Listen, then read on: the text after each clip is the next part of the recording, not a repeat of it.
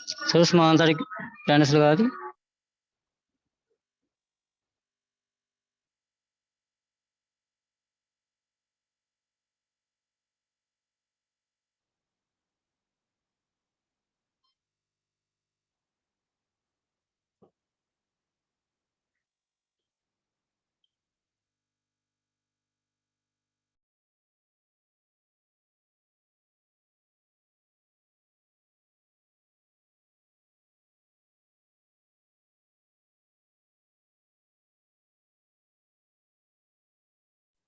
जी hello अस्सलाम वालेकुम class. वालेकुम अस्सलाम sir ji. So, let me mark your attendance before we start our lecture. Abdur Razak,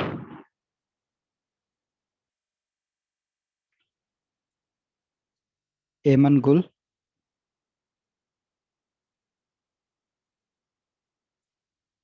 Alam Sher, yes sir. Amir Abbas, Asad Mahmood,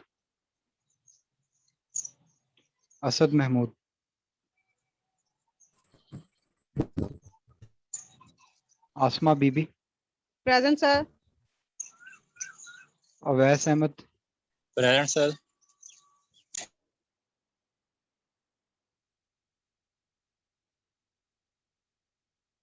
Dilaves,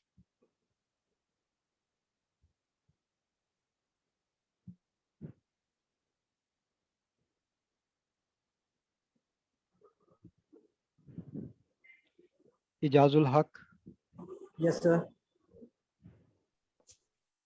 Farwa Zafar, Present, sir. Ghulam Murtaza Beg,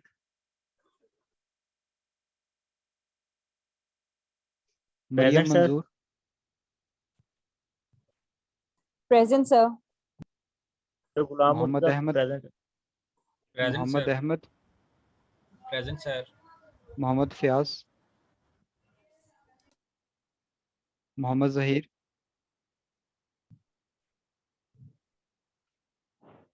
Nageen Fatima, Yes, sir. Nimra Khalil, Noor Rahman,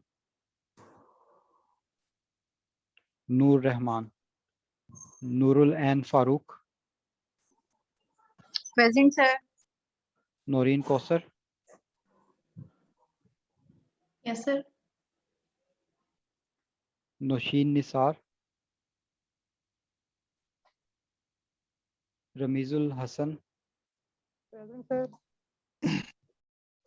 Ramizul Hassan, yes present. Samiullah,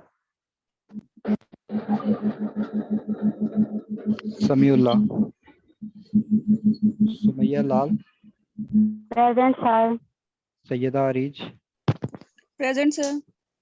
Umama Shehzadi, Yes, sir. Umar Farooq, present sir. Usama Habib, Present, sir. Usman Tariq, present sir. Zulekha Aftab, Sir, Samula is present. okay, Zulekha Aftab,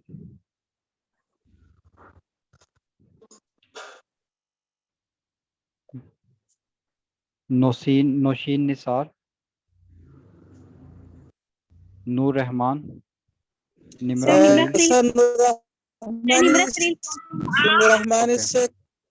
okay, Muhammad Zahir, Muhammad Fiaz, Dilaves, Asad Sir, Abdur Mahmood, Razak is present. Asad Mahmood, Amir Abbas, Ayman Gul, Abdur Razak. Ji, sir, present.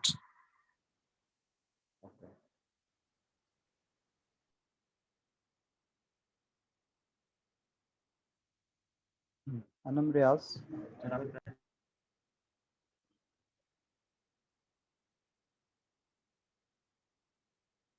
Anam Riaz, Present, sir. Sadia Farooq. Yes, sir.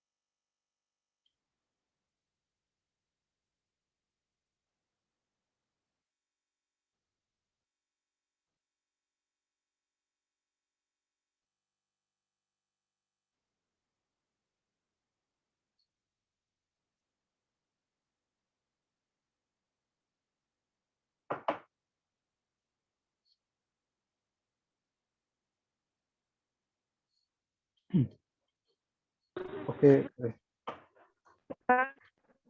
Yes.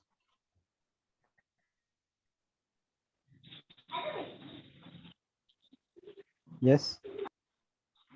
Sir मेरी attendance नहीं हुई, please vote लगा दें।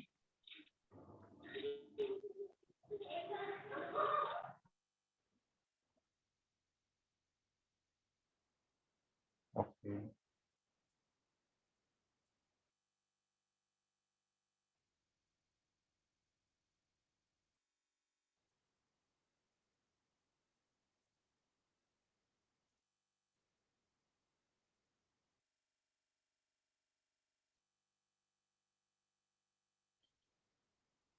Okay. Today we will discuss linear operators.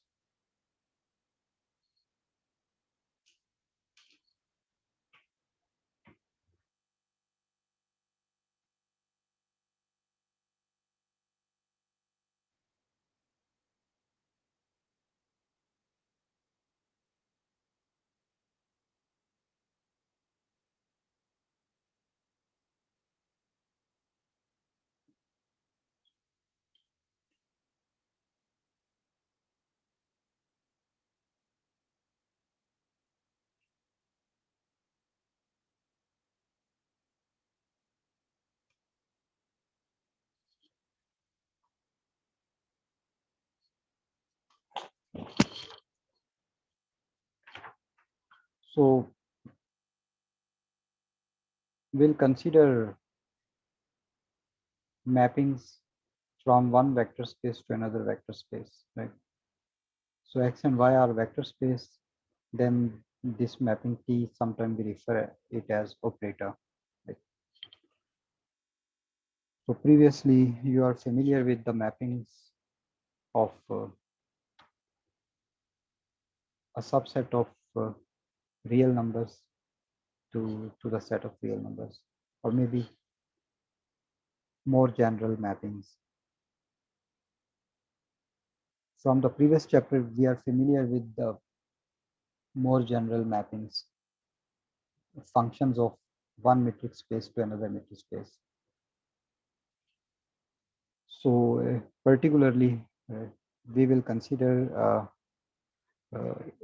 in this section mappings of one norm space to another, or one vector space to another vector space.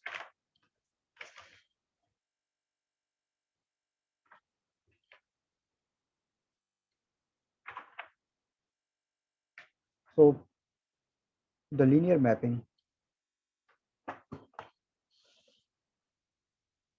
So let X, Y be vector spaces.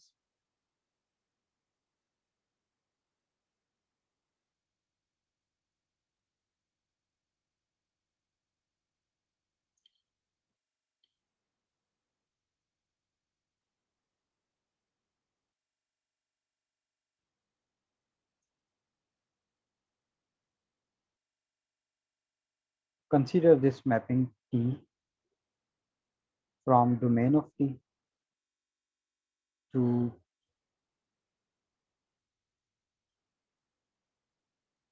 Y,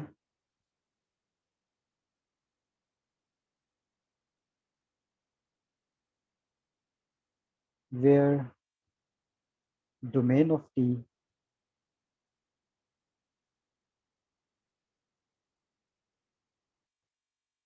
you can read it as domain of the mapping T is a vector space.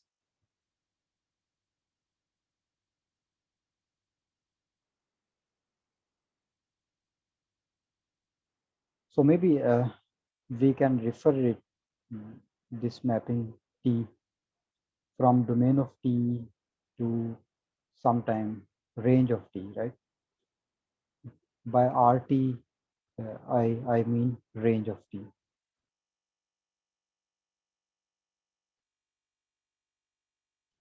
So here, domain of T is a vector space, while range of T lies in a vector space.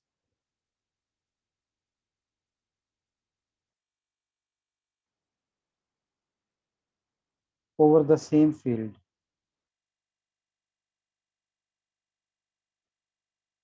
as domain of T, right?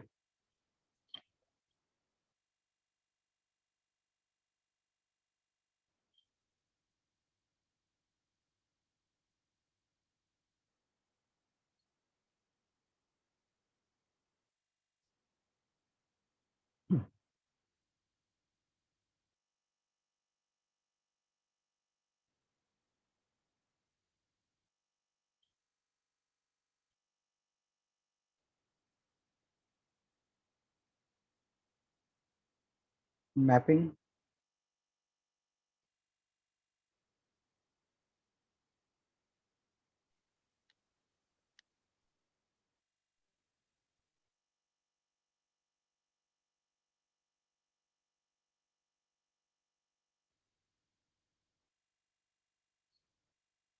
so mapping T from DT to RT is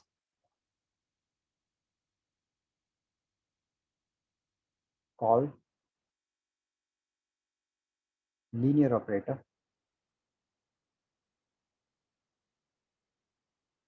Or maybe you can call it operator. So we agreed we can call a mapping of a vector space to another into a vector space. We can call such mapping an operator. So operator T is called linear operator if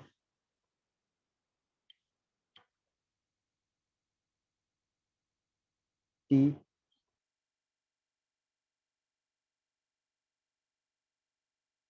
x plus y is equal to T of x plus T of y and T of alpha x is equal to alpha time T of x.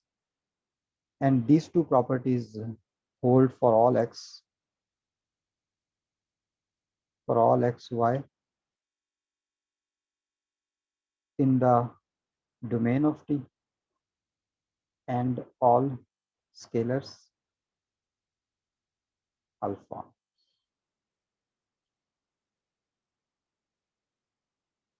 So if a mapping T from domain of T, which is a vector space, to another vector space is called a linear operator if T of x plus y is equal to t of x plus t of y.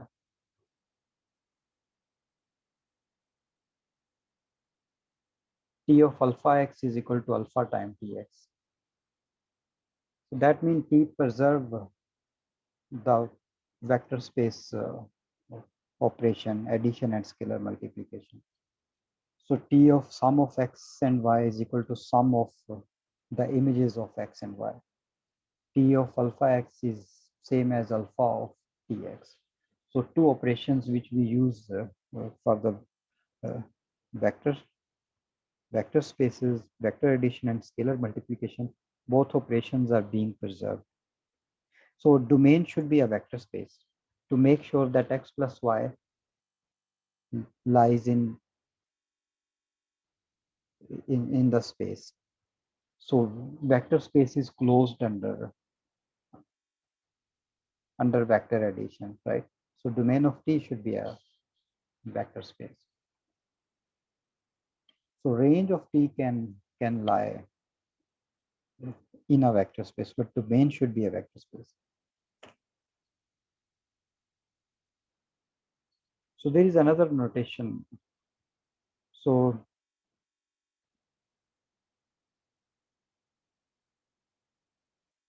like so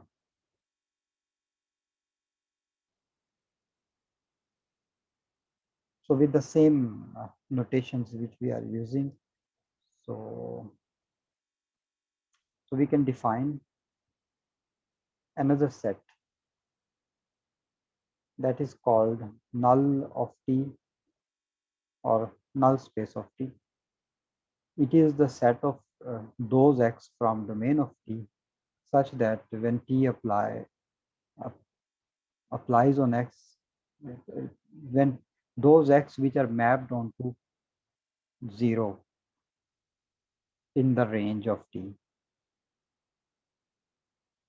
So all x which are mapped onto 0 in the range of T. So that is called null space of T.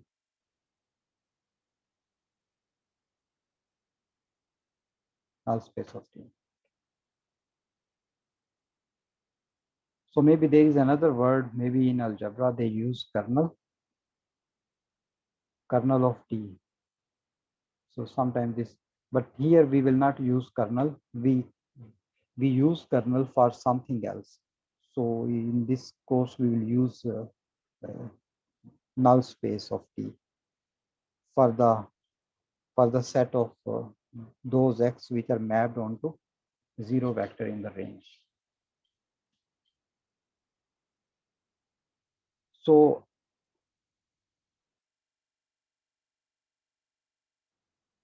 here 1 and 2, 1 and 2, these are equivalent to T of alpha x plus beta y is equal to alpha of tx plus beta of ty. So you can combine 1 and 2 in this condition. T of alpha x plus beta y equal to alpha times tx plus beta times ty. From equivalent in the sense that from 1 and 2 you can get maybe you call it 3. So from 1 and 2 you can get 3, from 3 you can get 1 for different choices of scalars alpha beta.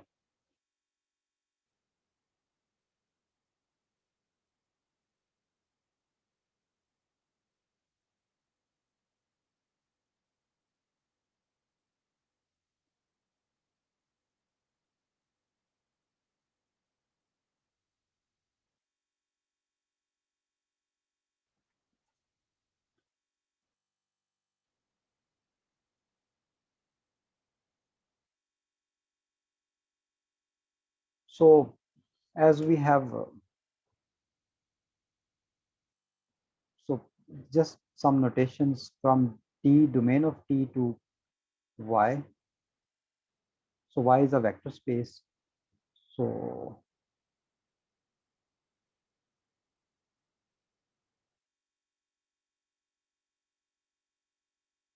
So in this case, we call T is an operator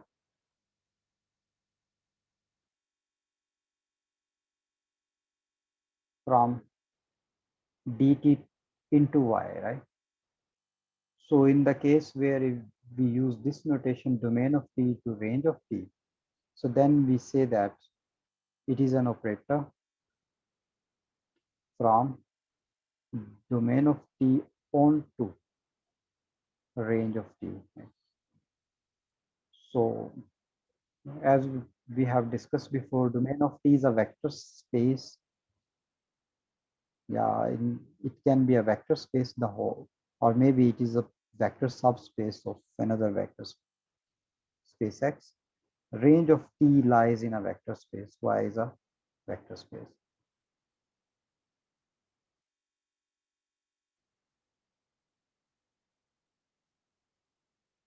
X, Y are vector spaces.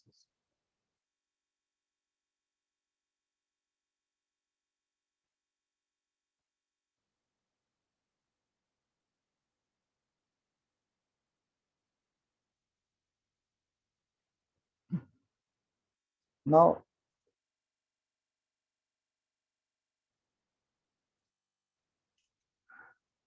so if T is a linear operator,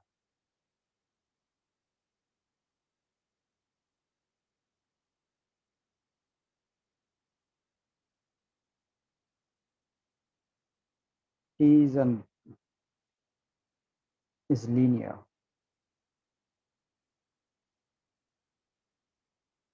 then T0 is equal to 0. So this you can see from the formula number 3. If you consider alpha beta equal to 0, you will get T0 equal to 0.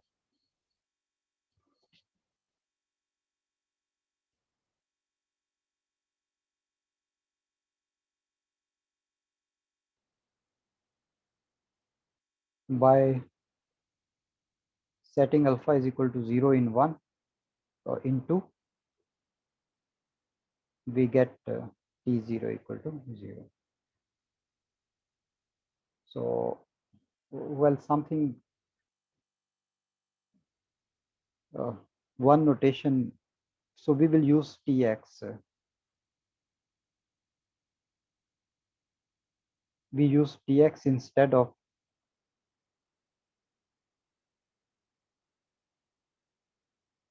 Tx, right? So we'll use this notation without parentheses, without these small brackets.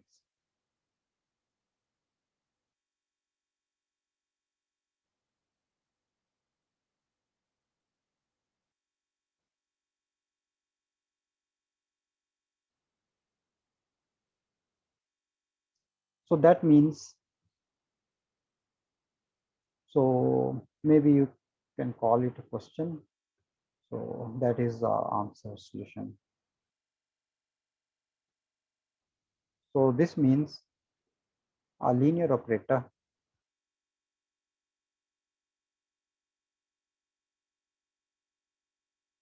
maps 0 belong to domain of T onto 0 belong to range of T. So if T is a linear operator, it will map 0 onto 0. So it can map something else onto 0, but that is for sure 0 is mapped onto 0 in the range.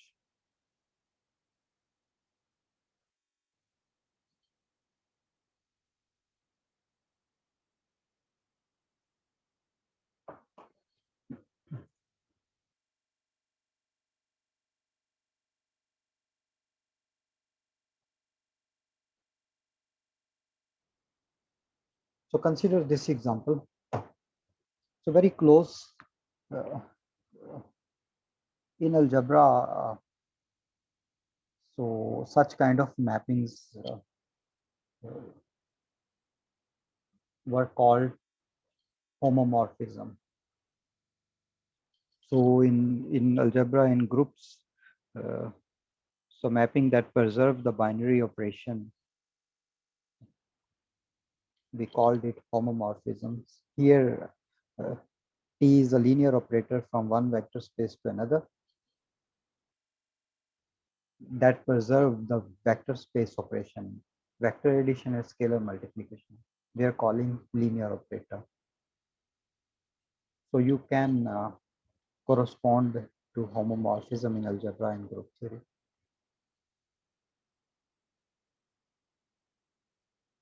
So consider some examples.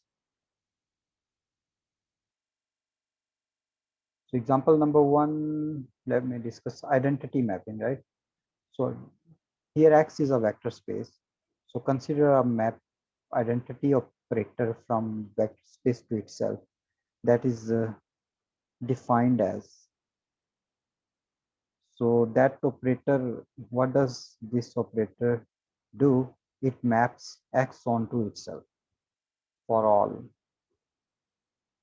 all X in X. So Ix is linear operator.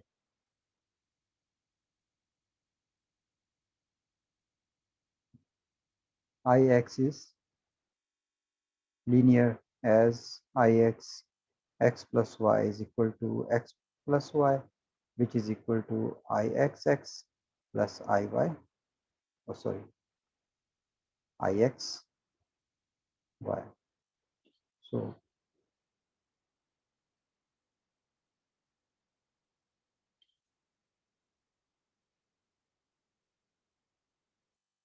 So there is another zero operator.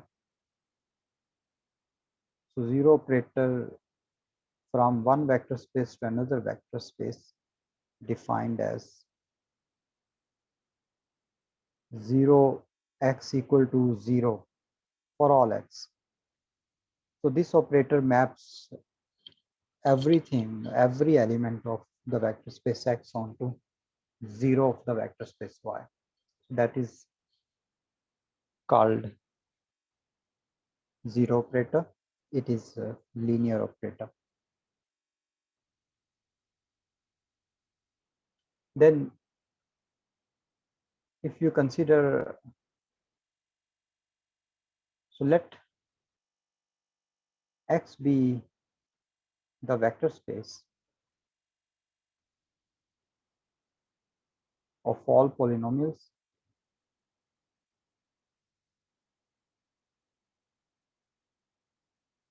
defined on the interval AB. So define T from X to X as T X Tx, T is a polynomial. So this T, what does this T do? This T differentiate polynomial X with respect to the variable T.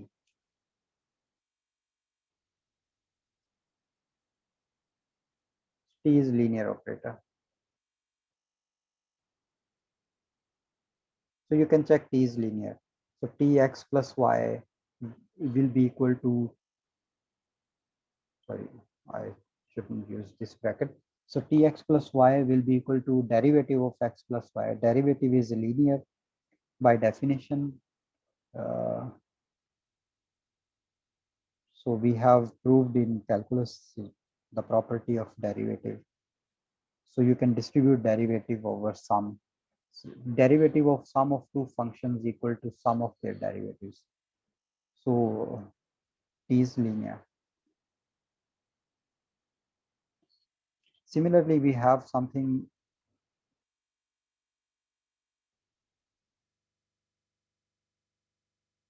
T from CAB to itself. CAB is space of continuous functions defined on the interval AB, defined as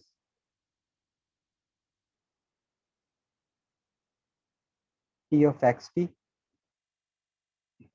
integral from A to T x of tau d tau. So tau is the variable of integration.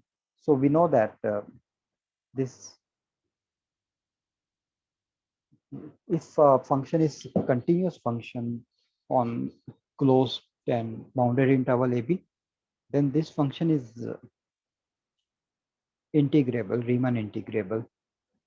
So we can, so this operator is well defined. So you have a continuous function defined on the closed interval, bounded interval AB. So Tx is the integral from A to T. It is continuous function. Actually, it is uniformly continuous function.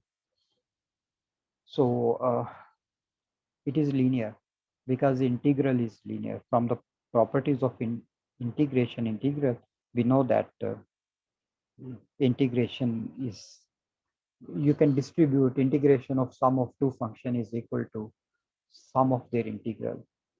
Hence, T is linear. So you can check easily. T is linear.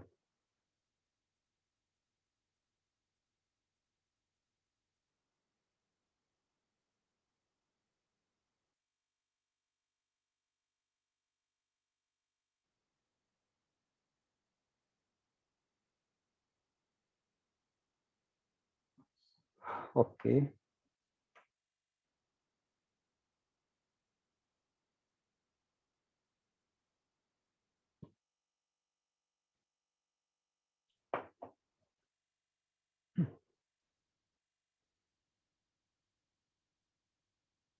So there is another operator which you can define from CAB2 itself.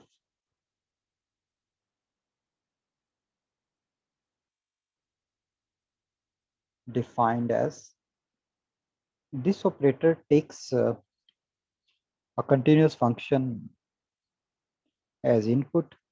What does it return?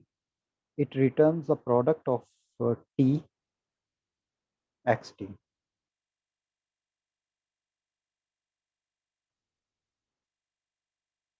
So it takes a continuous function as input, returns another continuous function, which is product of function T and xt.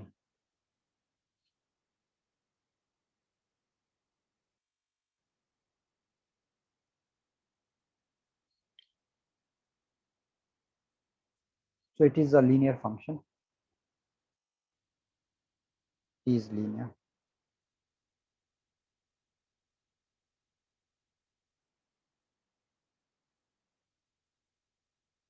So you can check the properties 1 and 2 are being satisfied for each and every one of this.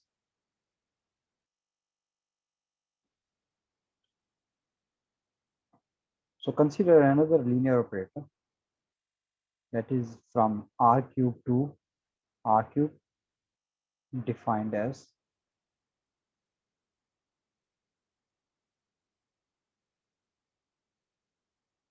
T of x is equal to x dot a for all x belong to R cube and a fixed element a in R cube. So if you pick a fixed vector in R cube, with the help of that fixed vector, you can define an operator. This operator T is linear operator.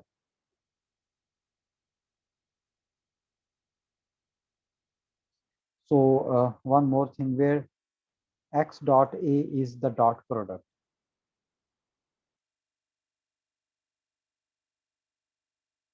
Dot product of x and the fixed vector a. T is linear operator. You can check easily. So dot product for x equal to, for example, x is equal to x1, x2, and x3 belong to R cube, where a is fixed. For example, it is equal to a1, a2, a3 belong to R cube. Then Tx is equal to x dot a, which is equal to x1 a1 plus x2 a2 plus x3 a3.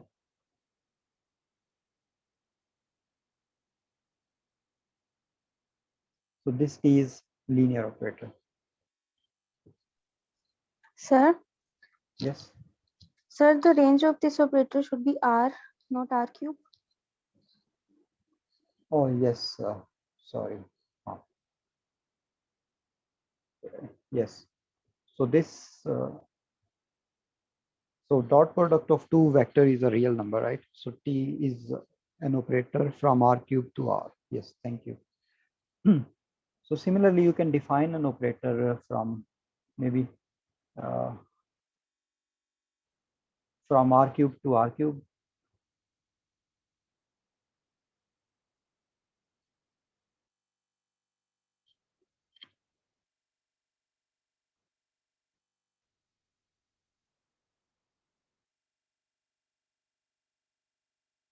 Defined as Tx is equal to x cross A, where x belongs to R cube for all, and a fixed vector A belong to R cube, and x cross A is the cross product.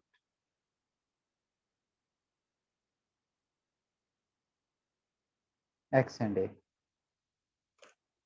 So this is linear operator from R cube to R cube. The previous one was a linear operator from R cube to R.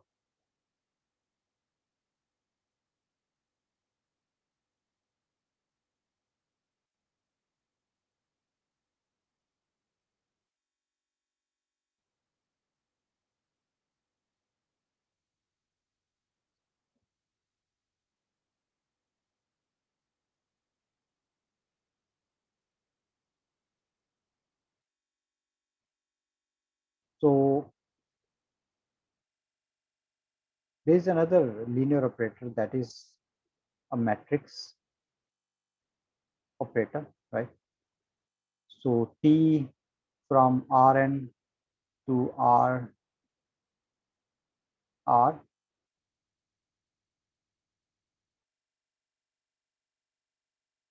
defined as T of x is equal to Ax, where for all x belong to Rn, where A is R by n matrix, a matrix with R rows and n columns.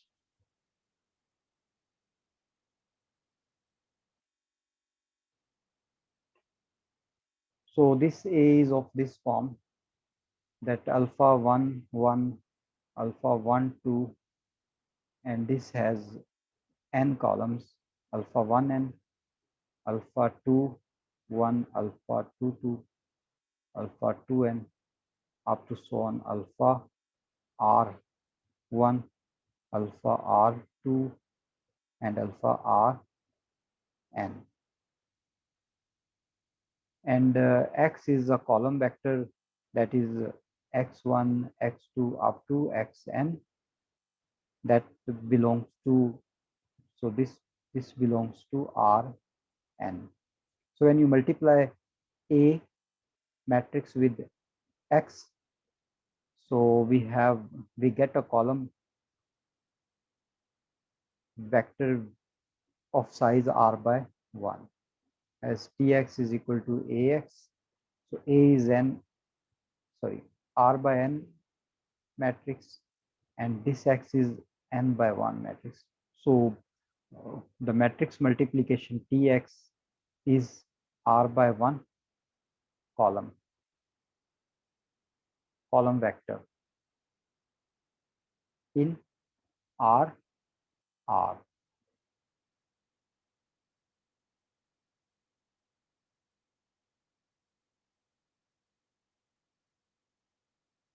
So is a column vector. So in R, so that means its size is R by 1. So no need to write.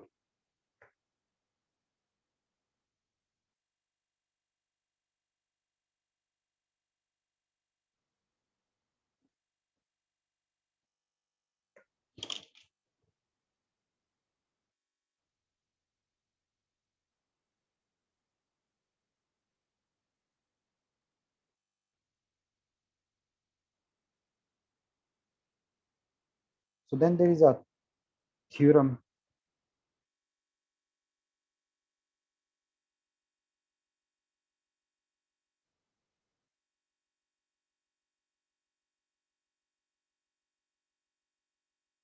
so let T be a linear operator.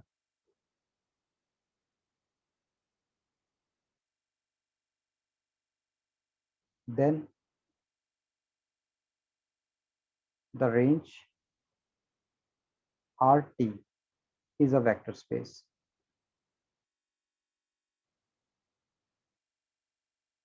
If dimension of T, if T, sorry, dimension of domain of T. So dimension of domain of T is finite, then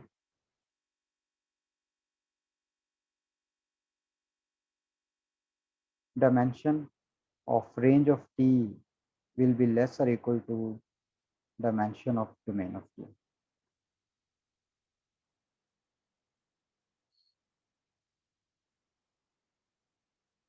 Right. So C part, the null space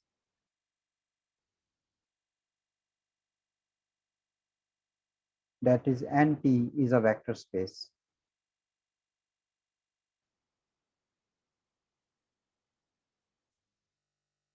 So null space is a vector space.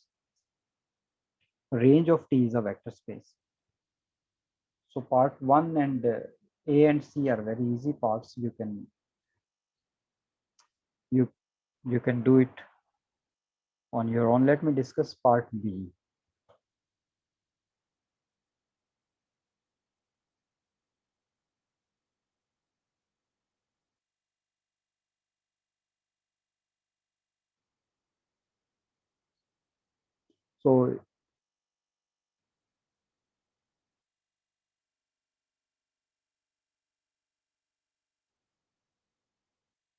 So the range RT is a vector space.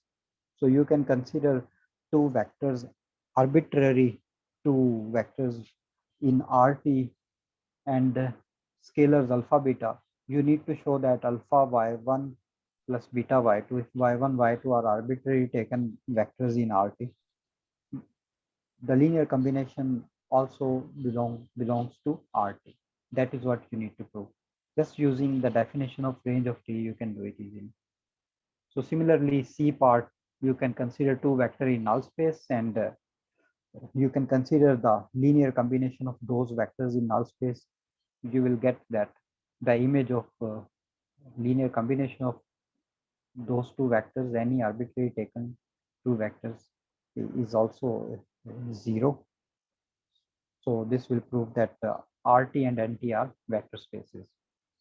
So let me discuss quickly the part B.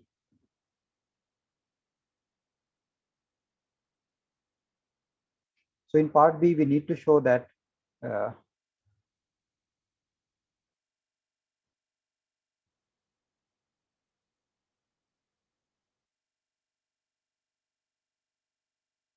let dimension of T is equal to N.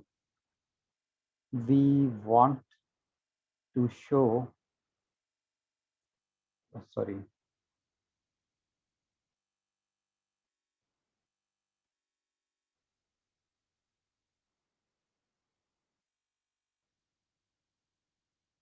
So we want to show that dimension of range of T is less or equal to N.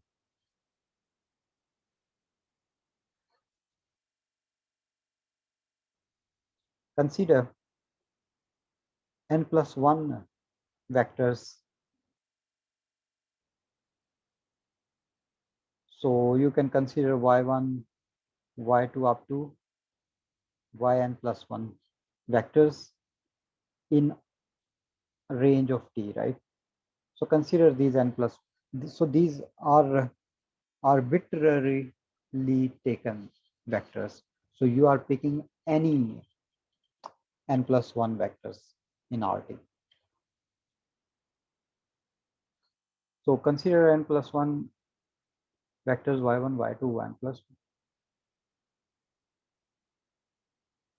So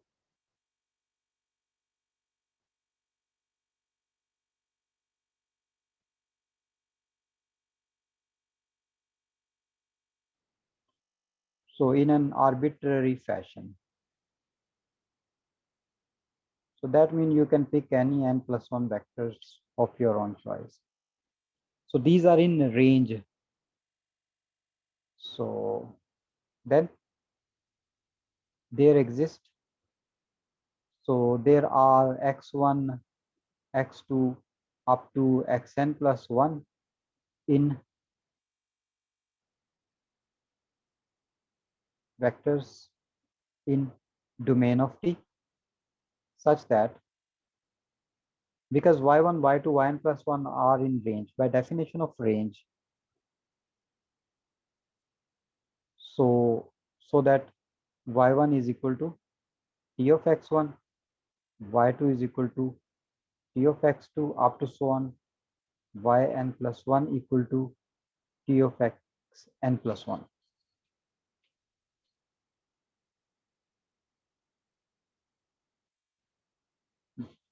Because definition of range of T consists of those y such that y is equal to tx for some x belong to domain of T. That is the definition of range.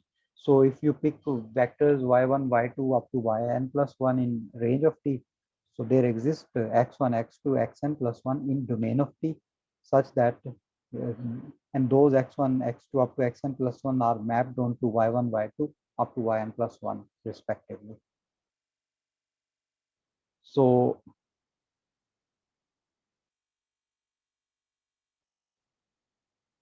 as dimension of domain of T is equal to n, so this set that consists of n plus 1 vectors is linearly dependent.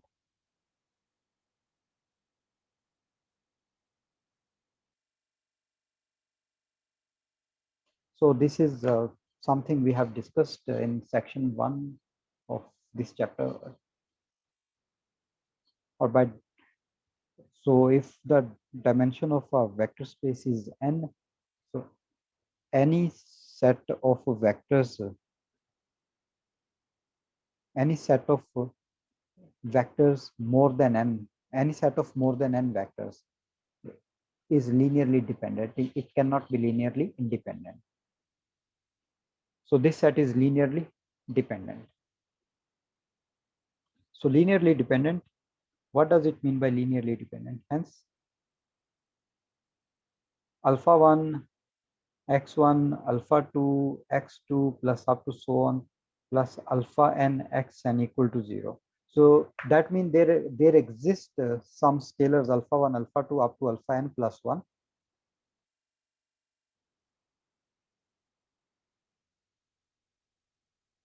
So that for some scalars, not all are 0. Not all the scalars are 0. So there exists a set of scalars alpha 1, alpha 2 up to alpha n plus 1. The definition of linear independence is for any choice of scalars, the linear combination equal to 0 have only trivial solution. So that equation is satisfied only for the scalars, for 0 scalars.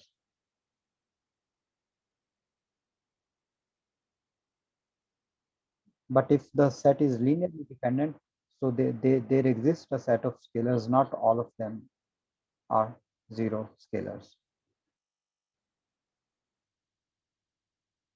So for some scalars,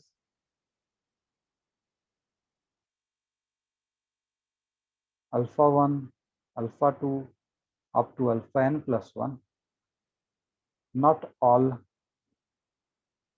alpha i's are 0, where I is from 1 to up to n plus 1.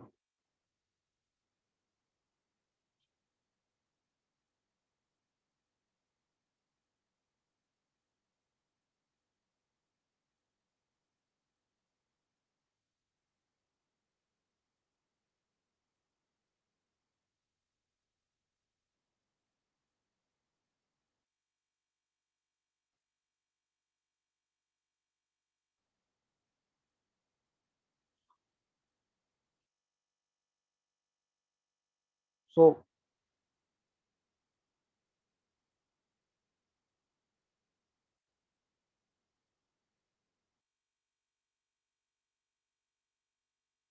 let me call this equation number 1. From 1, t of alpha 1 x1 plus alpha 2 x2 plus alpha n plus 1 x n plus 1 equal to t of 0. And we have discussed t of 0 is equal to 0. So this implies alpha 1 tx1 plus alpha 2 tx2 plus alpha n plus 1 txn plus 1, because t is linear, it is equal to 0. So this implies alpha 1 y1 plus alpha 2 y2 plus alpha n plus 1 yn plus 1 equal to 0, where such that not all scalars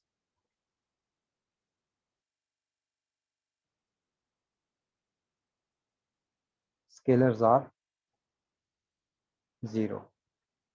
So alpha 1, alpha 2, alpha n plus 1 are the same scalars which we picked a little bit earlier, which those scalars are such that not all scalars are 0.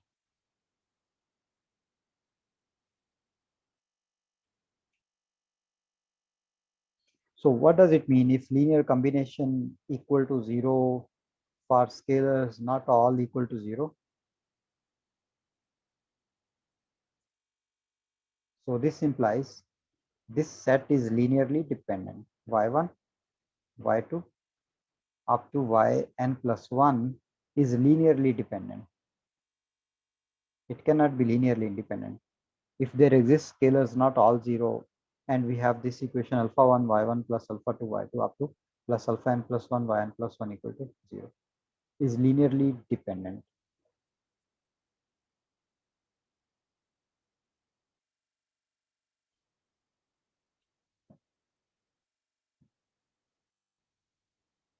So this implies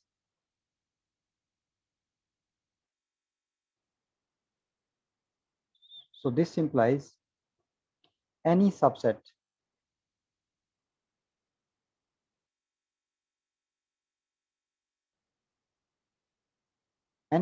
of n plus 1 vectors in range of T is linearly dependent.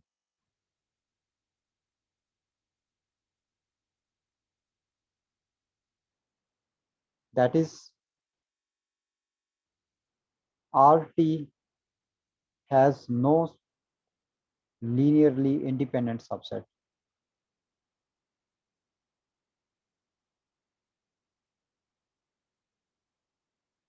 Linearly independent subset of n plus 1 vectors. N plus 1 or more vectors.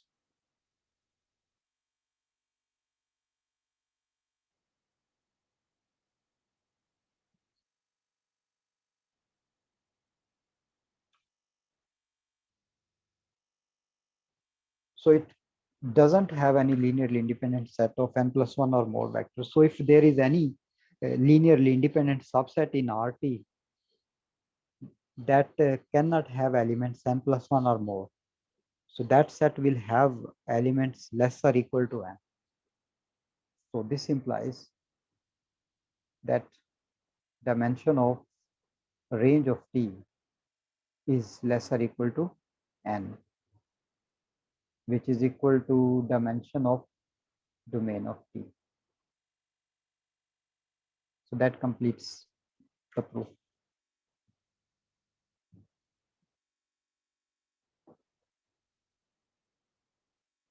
So one remark that is written somewhere, so you can prove it easily. So you can actually follow the similar lines we used in the proof to show that linear operators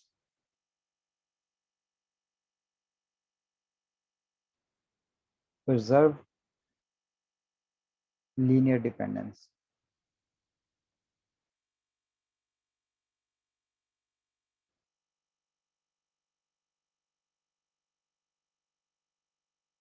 Linear operator preserve linear dependence.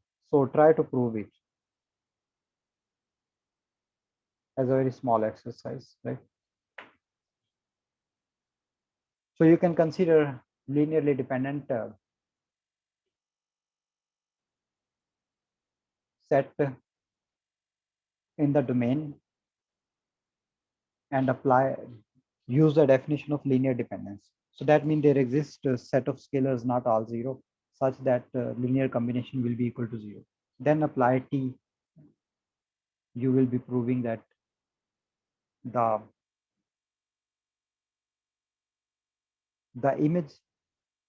image of the set you have considered linearly dependent set that is also linearly dependent. So linear operator preserve linear dependence.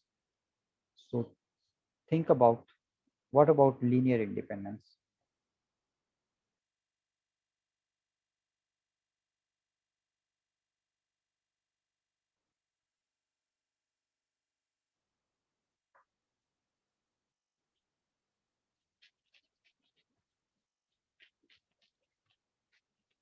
Anyone?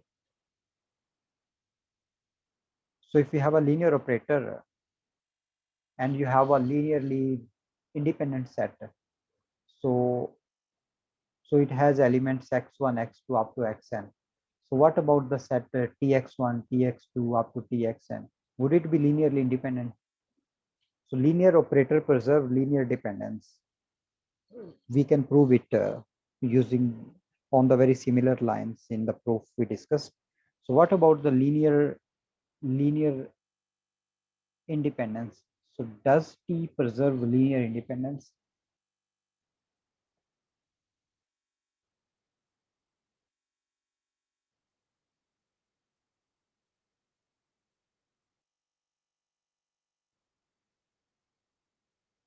Yes, anyone?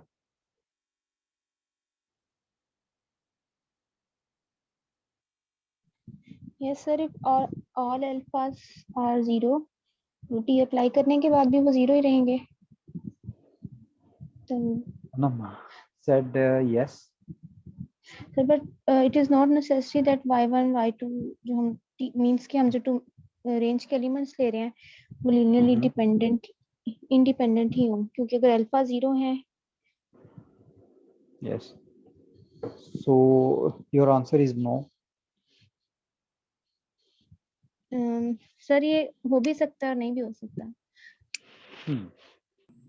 Sir T preserve करता है, अभी हमने prove भी तो किया. वो तो हमने ये नहीं प्रूव किया.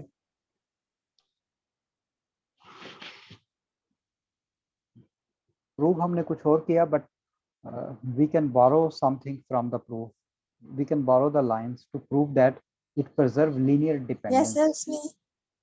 But my question is about does a linear operator preserve linear independence?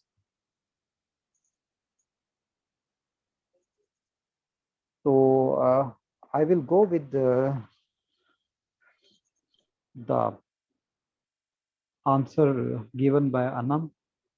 So she said हो भी सकता है, नहीं भी हो सकता. तो if you have one instance कि जहाँ पे नहीं होता है, ठीक है, so if it doesn't happen, so that mean in general it is not true.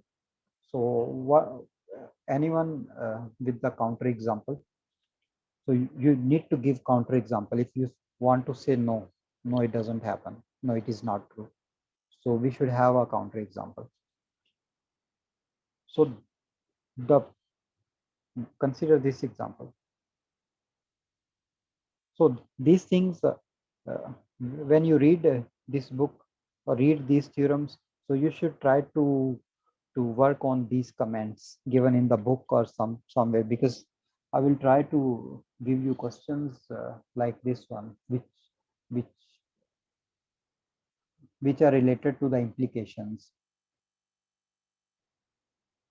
So the example, there can be many examples, but the example come to my mind is, so if you consider the r square to r square, this operator tx equal to 0 operator, for example.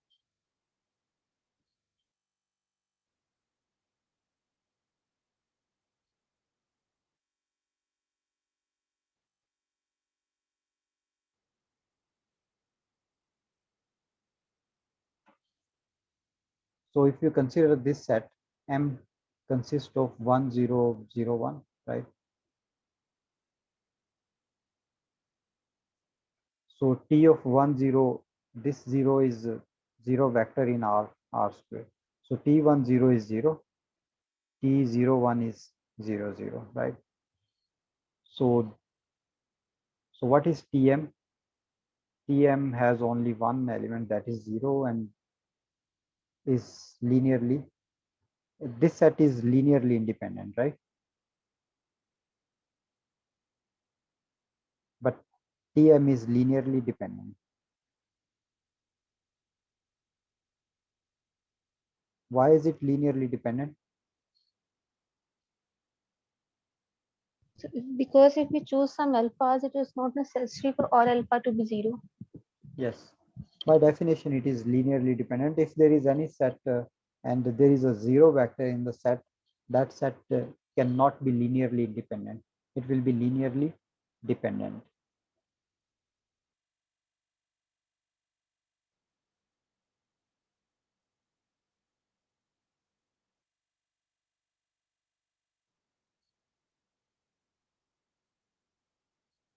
Okay.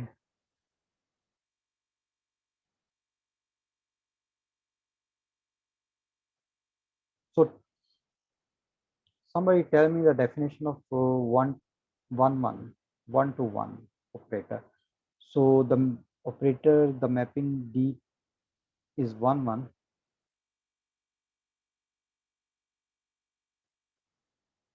Is 1 to 1 if so sometimes we call it injective. If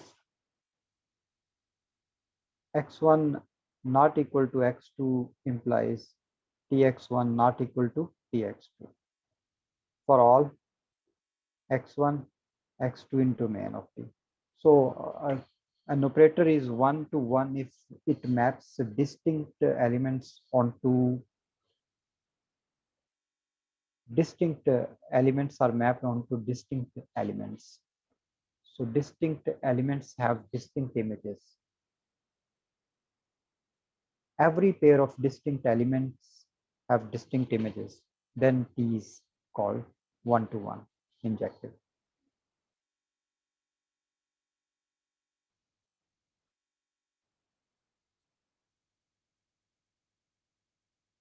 So consider this mapping T from domain of T to range of T.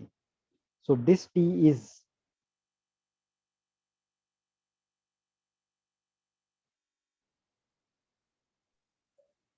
It's projective.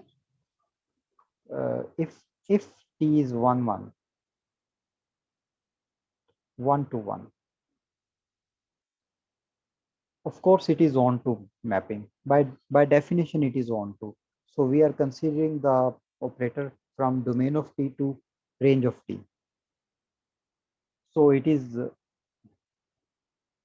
by default, it is on to. So yes, it is bijective. If T is 1 to 1.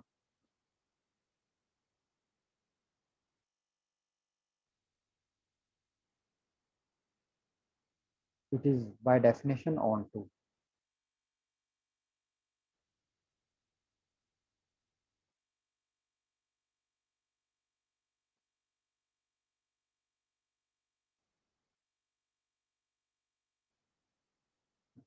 Then we can define another operator, T inverse RT to domain of T, from range of T to domain of T. That maps y naught onto x naught.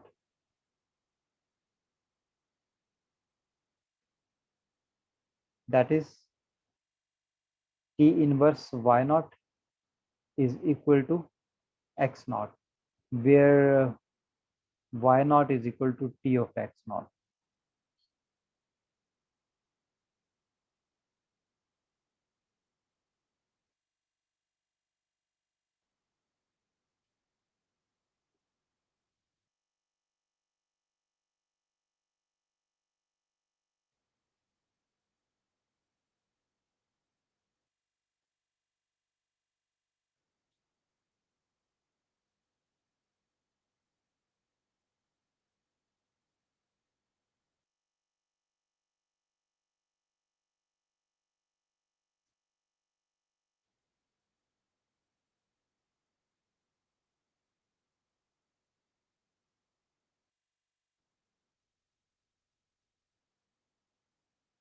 So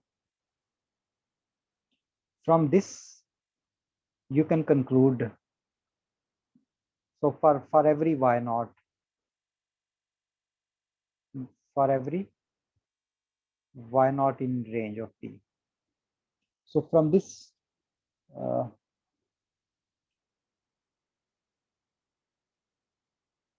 with this condition, with y naught equal to Tx naught for x naught in domain of T, right? So from this, you can conclude that, so if you apply T onto T inverse y, you will get T of x naught, and T of x naught is equal to y naught. So if you consider y naught is equal to Tx naught, and if you apply T inverse on y naught, you will get T inverse Tx naught. So T inverse y naught is equal to x naught. So we can say that T inverse T x naught equal to x naught, and T inverse, sorry, T inverse y naught equal to y naught. So which we have these two equations, right? So if T inverse exists, that means T inverse T of x will be equal to x, T of T inverse y will be equal to y, and this will hold for all x belong to domain of T, and this will hold for all x, sorry, for all y belong to range of T. By definition of inverse, if inverse exists, we have these two equations are being satisfied for all x in domain of T, for all y in range of T. And inverse exists if it is T is bijective. If it is from domain of T to range of T, then if inverse exists if it is 1-to-1.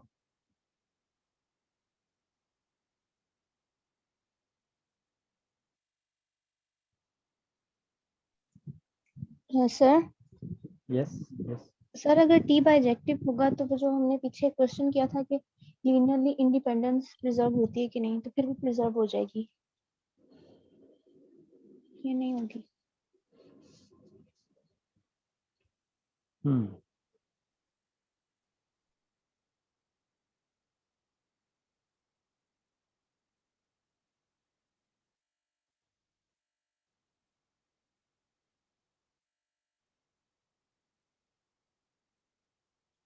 Oh, okay, we will check. That mapping clearly is not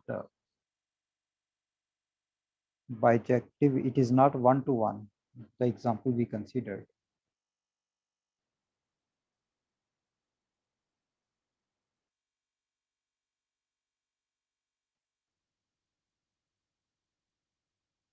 sir bijectivity से dimension भी same हो जाएंगी ना दोनों की, range of T और domain of T की. तो any set linearly independent set of vectors will map on linearly independent set of vectors.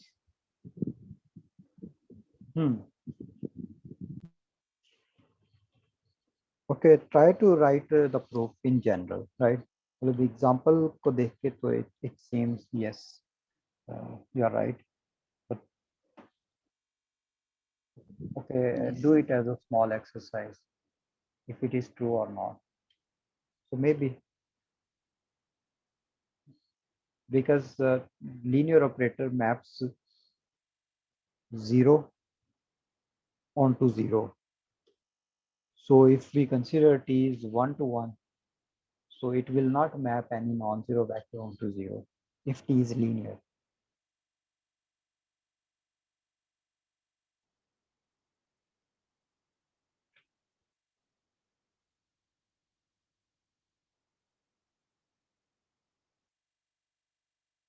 So if you will consider linear independent vectors, a set of linearly independent vectors, so that will be, of course, 0 is not there. So try to prove in general, right? Yes, sir. There's a small exercise. So I will. So let me write question. Okay. So domain of t to range of t. If t is 1 to 1,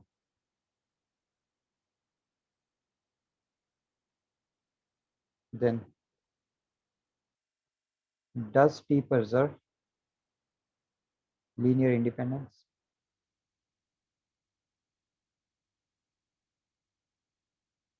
or not?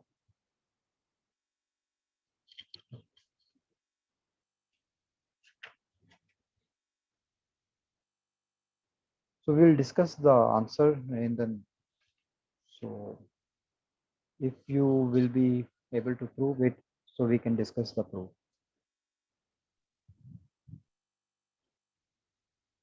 Okay. So then there is a small exercise. I will not. I will leave it for you to prove.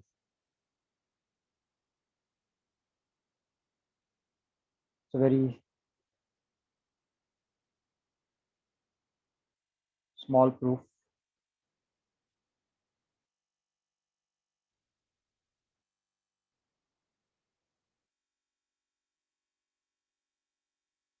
This theorem 2.6.10.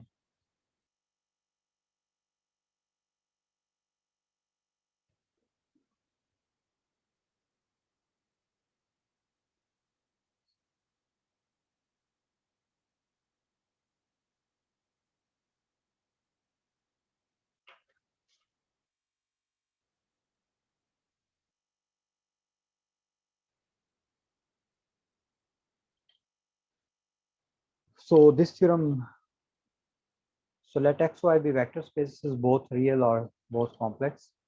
So T is a linear operator with domain D of t and range R of t.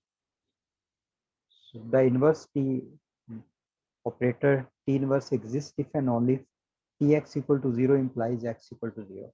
So this is a characterization for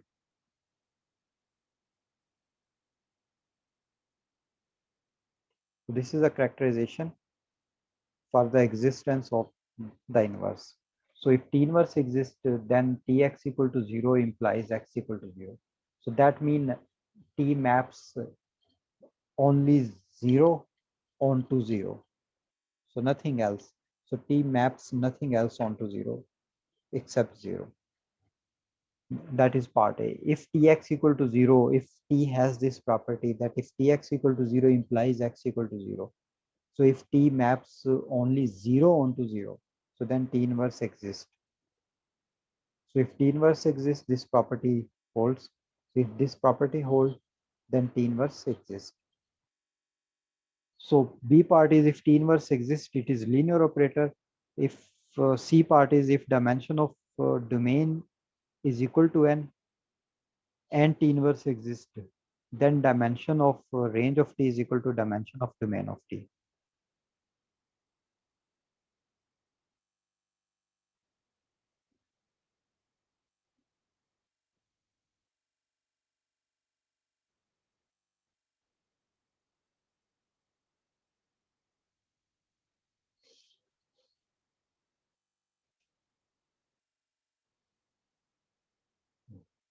Okay.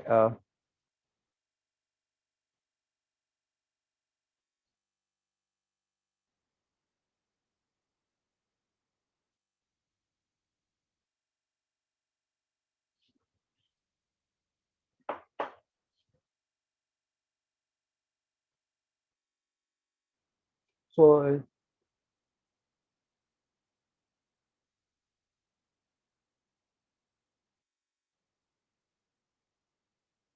so in part A, you will assume that the property Tx equal to 0 implies x equal to 0. So then you only need to show that T is 1, 1, right? So if T is 1, 1 from domain of T to range of T, then T inverse exists. So to prove that T is 1, 1, you will consider Tx1 equal to Tx2. Then you will prove that x1 equal to x2, just using this property and using the linearity of T. So this proof is very easy. You can read it. So if there is any problem, you can discuss. So B part, in B part, you can show that T inverse is linear. So T inverse is an operator with from range of T to domain of T. So you can pick any two element and the linear combination and apply T inverse. So you can prove the linearity of T inverse easily. So similarly, C part, you can use the previous theorem in C part. So I hope everyone can do it easily. So if there is any question, you can ask now, or maybe you can ask later. So there is another lemma 2.6.11, inverse of the product. So we have two linear bijective linear operators. So T is a linear operator from X to Y, S is a linear operator from Y to Z, and both are bijective. So X, Y, Z are vector spaces. So then the inverse of ST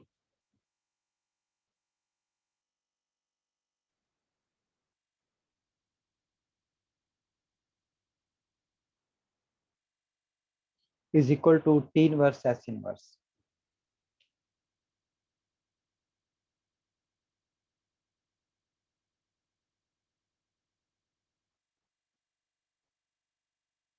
So, so ST inverse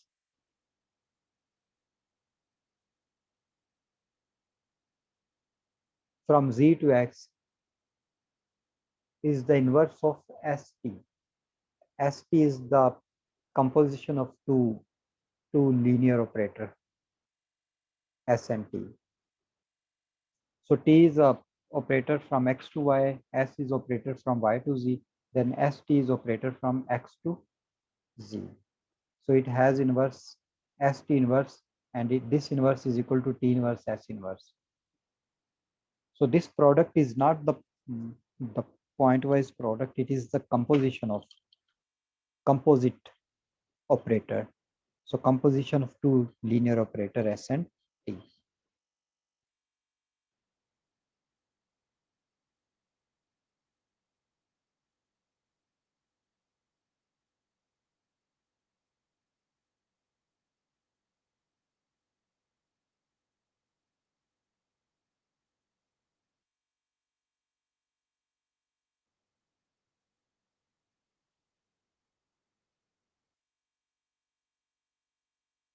Okay, to prove this, you can observe that the operator ST is bijective.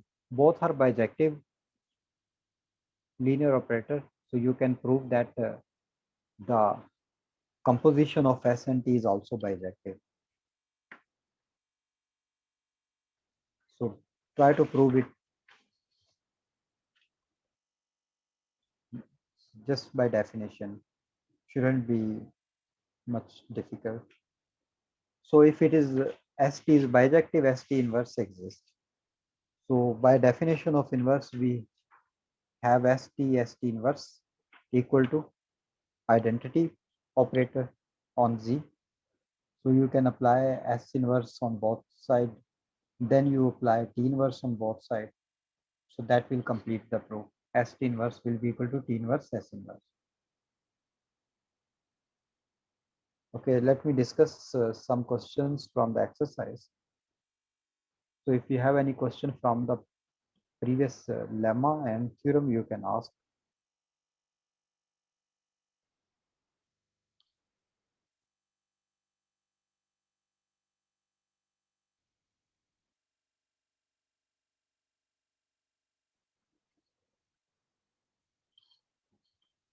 So show that the operators in the examples are linear. We discussed this exercise before. So show that the operators T1 to T4 from R2 into R2 defined by this one are linear. So also interpret these operators geometrically. So in question number 2, what are the domain, range and null space of T1, T2, T3? And question number 4 is what is the null space of T4 in problem 2 of T1 and T2 in 2.6.7 of T in 2.6.4. 2.6.7 is some example. 2.6.4 is also an example, I guess. So you can ask if you feel that I should discuss some question from 1 to 4.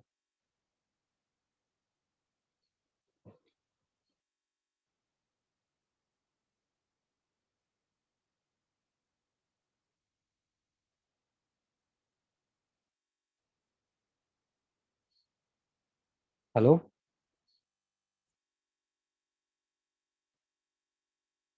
Yes, sir. So where are the other people? Asad, are you there? Yes, sir. Yes, sir. Okay. So look at the questions on the screen 1, 2, 3, 4. Maybe I can discuss one part. I think all questions are very easy. You can do it.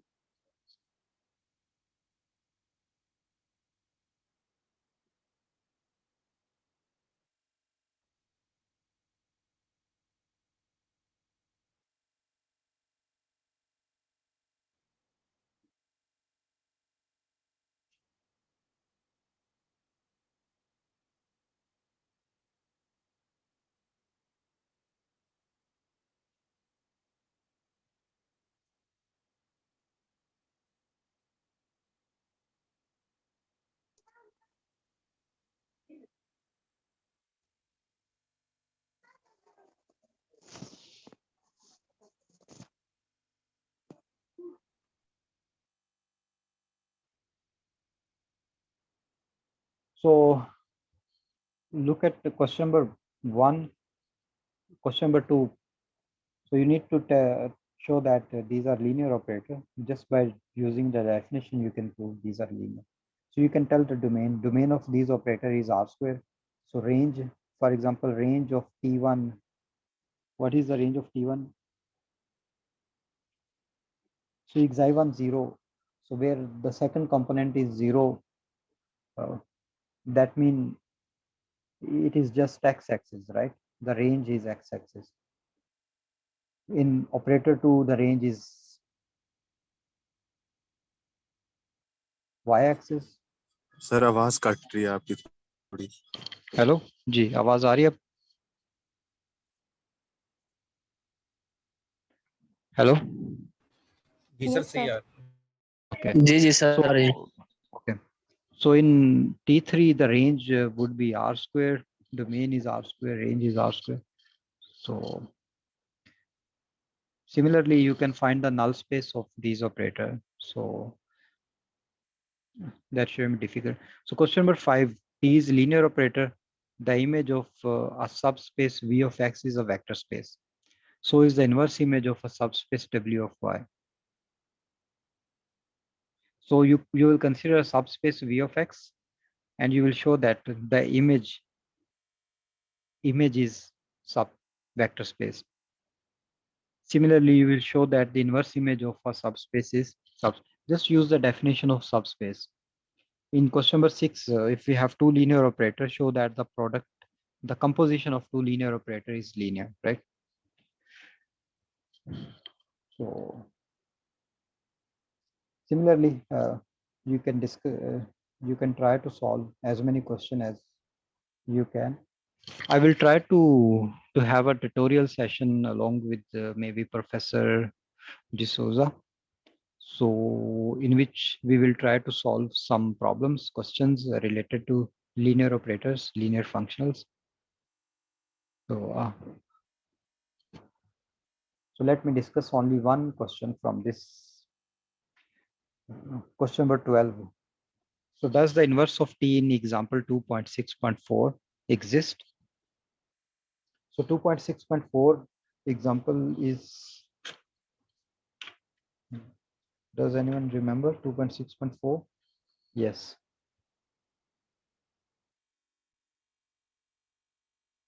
Question number 12.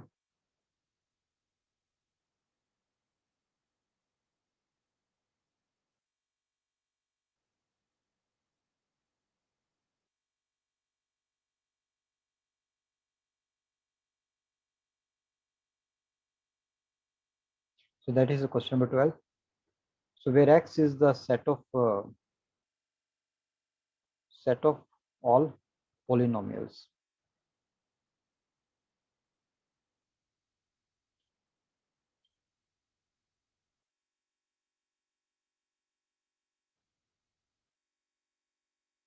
And T of X, T is defined as polynomials defined on on this interval A to B, right? So Txt is defined as the derivative of X. So what is the T of C? Constant polynomial, right? 0. C is 0. So, but C is not equal to 0. I mean, for C not equal to 0. Or maybe you can consider some or maybe something like T of 2x plus 3. So consider 2x plus 3 polynomial defined on the interval AB. So what is 2x plus 3? Derivative, which is equal to, oh, sorry, only 3. So derivative of 3 is equal to 0, constant, but 3 is not equal to 0. So this implies T inverse does not exist. So because Tx equal to 0 implies x equal to 0 for all x. So if and only if T inverse exists. So here this property does not hold. So we have T for some x equal to 0, but x is not equal to 0 here. So T inverse does not exist here. So you can use the criteria. So I discussed this example, so you can think of other questions. So other operators, whether inverse exists or not. So, okay, let's have a break for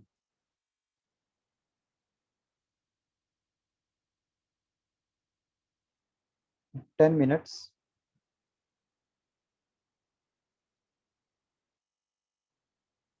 No, sir, 20. 8:30 तक कर लें।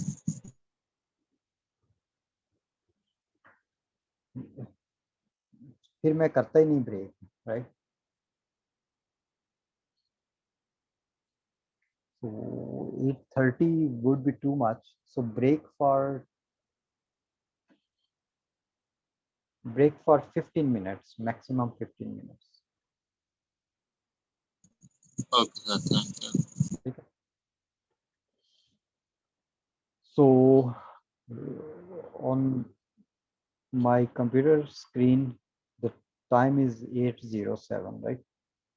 So break is from 8:07 to, so how much if we add 15 and 7 should be 22, right? 92. Okay. So break from 87 to 822. So I'll see you after 15 minutes. Okay.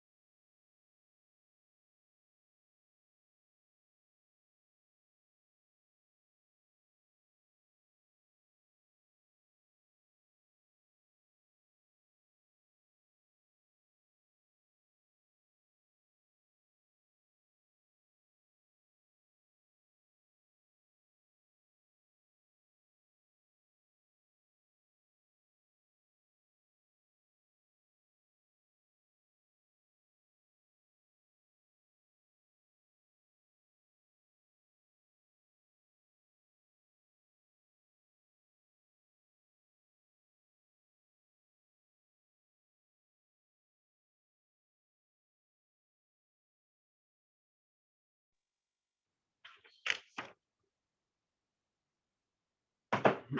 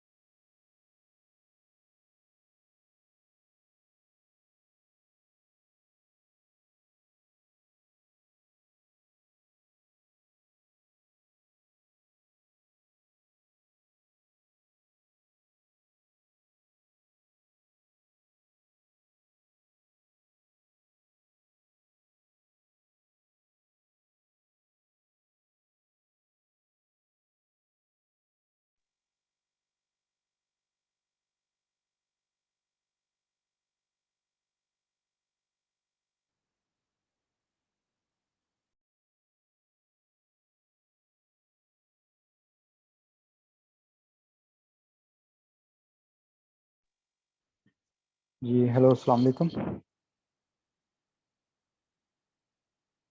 वालेकुम सलाम sir. Okay.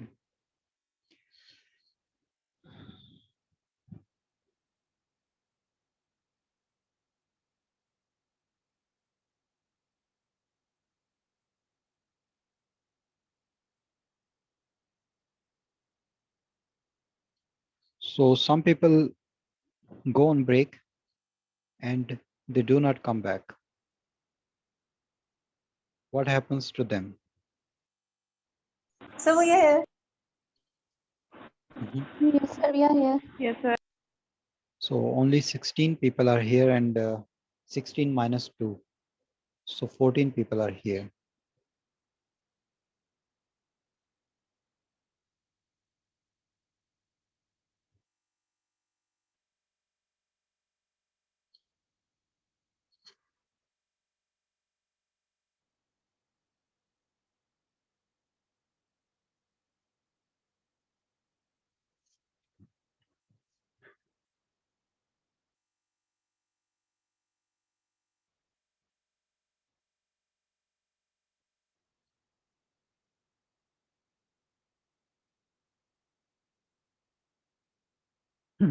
So okay,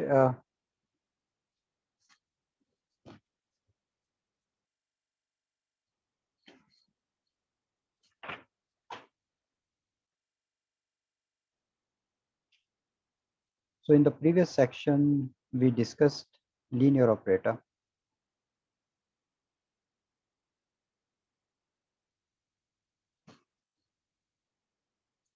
So now we are going to discuss a very special class linear operators that we call bounded linear operators.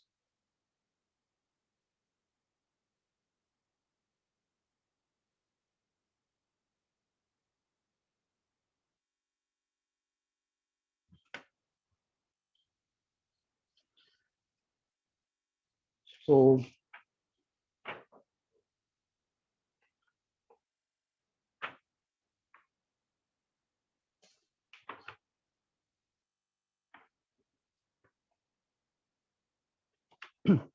So we start with a definition.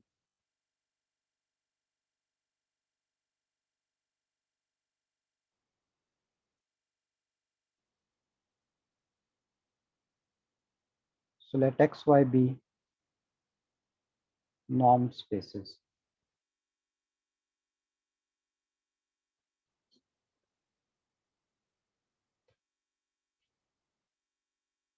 And T is a linear operator from domain of T to Y, a linear operator.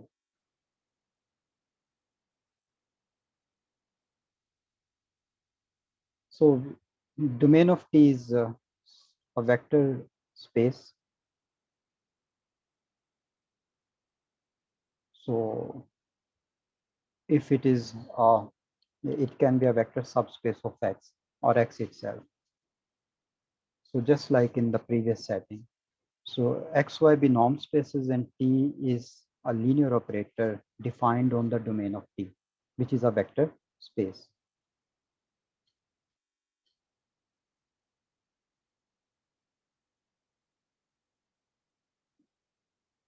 The operator T is bounded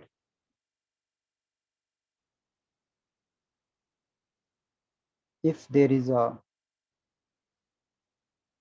real number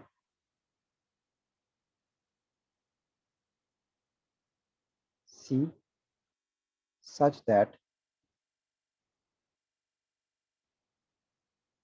T of X has norm. So remember in the previous section, we defined the operator on vector spaces. So here we have X and Y as norm spaces. So we have a norm on X and we have a norm on Y.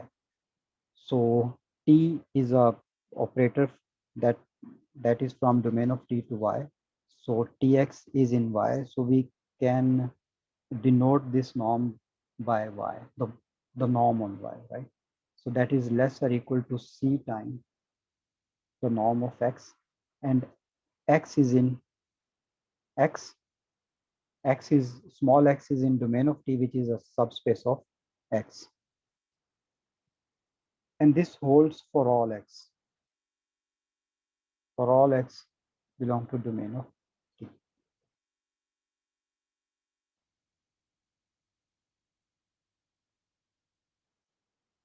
So,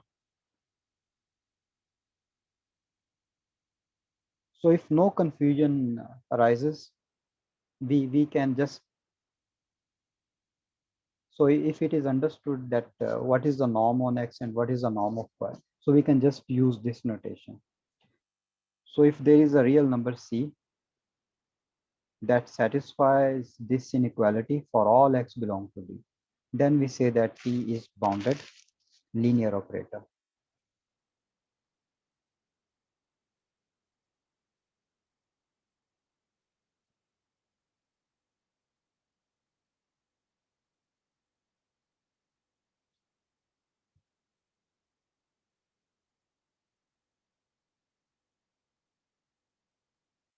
So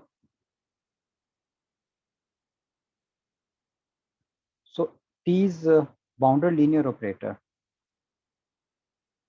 It is different than bounded functions. It is not same as bounded functions, right?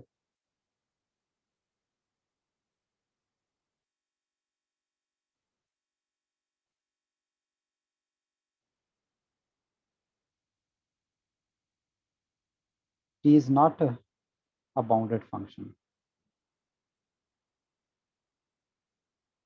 Remember, bounded function is a function if it is defined on Tx to Y. So there exists a number C which is less or equal to C for all X belong to X. So this is a definition of bounded function. But T is not bounded in this sense. So T is bounded in this sense, Tx norm less or equal to C times X norm for all X in the domain of T, for all X.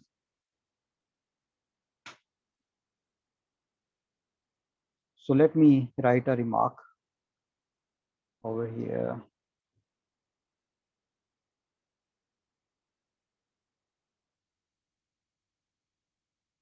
So if T is bounded linear operator,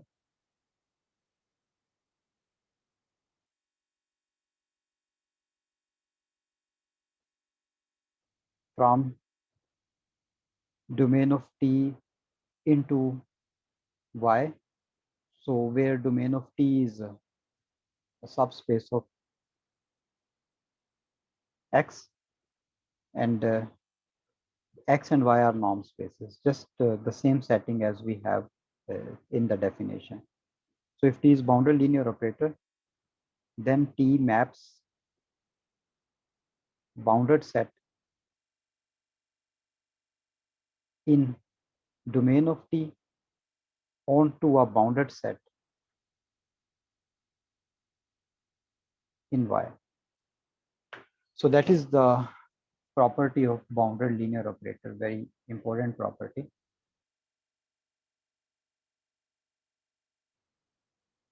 That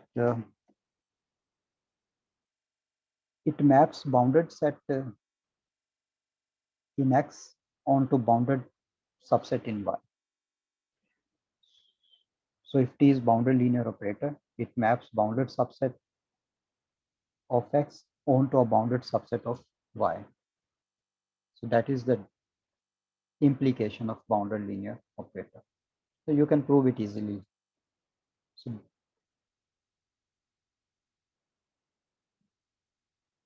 if we prove this remark, so consider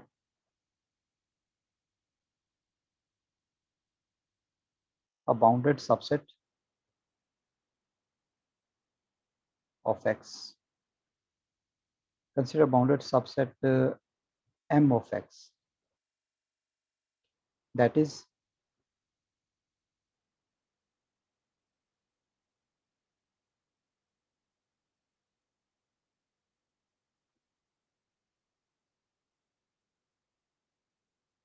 X norm is less or equal to M, for all X belong to M, for some real number D.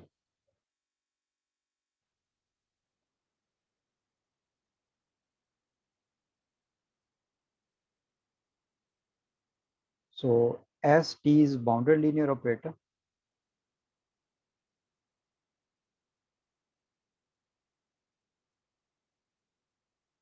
so T of X norm, so there is some C, there is a real number C,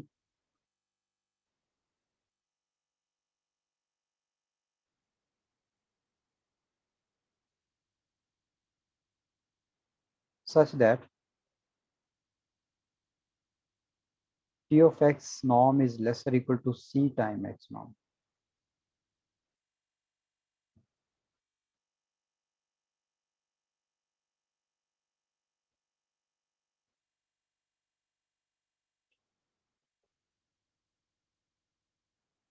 For all X belong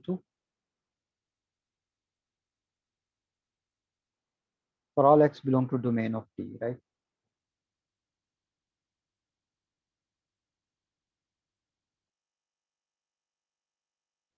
So maybe consider a bounded subset M of domain of T, right? Which is a subset of X. We should write it like that. Domain of T, which is a subset of X. So this implies Tx norm is less or equal to C time X norm for all X belong to M, and that is less or equal to C time D, as for all X belong to M, X norm is less or equal to D. So you can call this number L. So C is a positive real number, D is positive real number. So product of two positive real number is positive. So this implies that Tx norm is less or equal to L for all X belong to M. So this implies that T of M is bounded.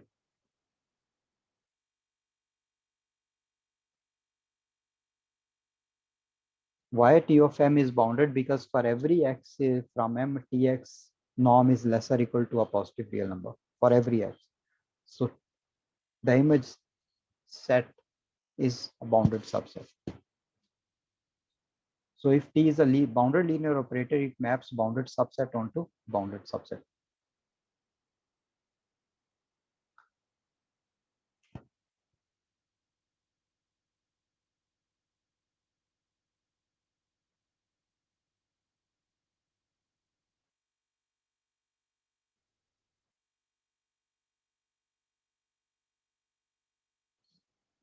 Okay, now consider some examples.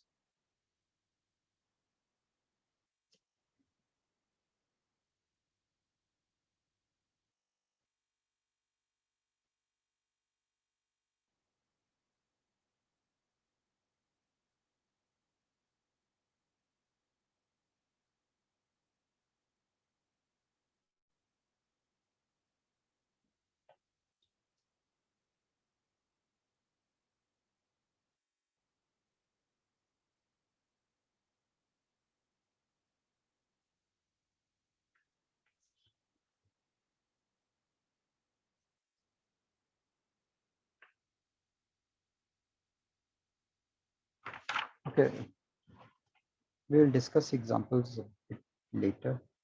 First, let me discuss something. So let T from domain of T to Y is bounded linear operator.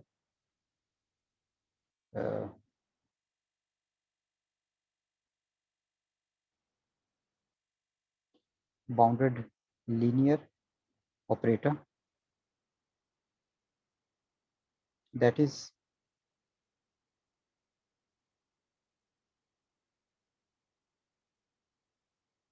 there is a real number such that Tx norm is less or equal to C time X norm.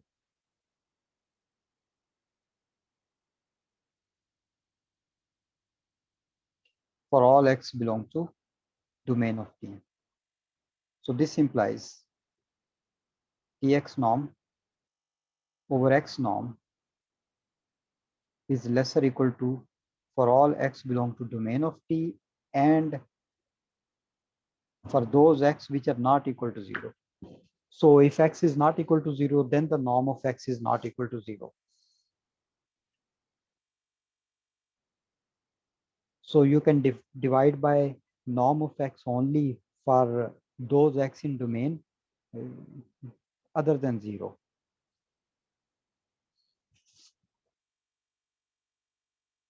So this implies C is an upper bound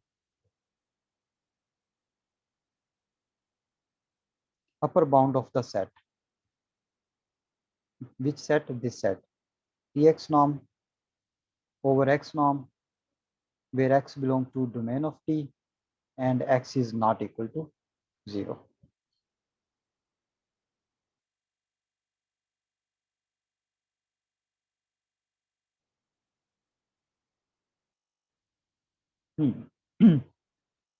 So hence the upper bound is greater or equal to the least upper bound.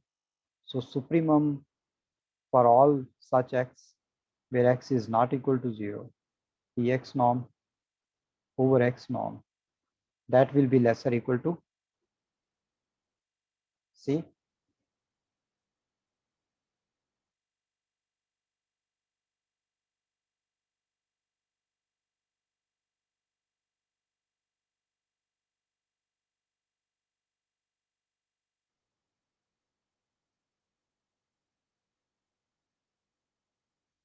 So we can call this number as T norm. It will help us to characterize many results. So it is a real number which is lesser or equal to C. That is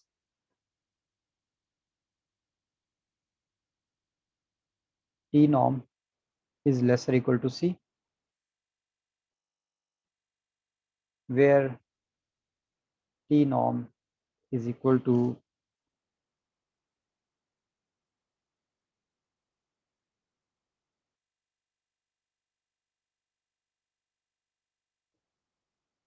where T norm is equal to supremum x belong to domain of T and x not equal to 0, Tx norm over x norm.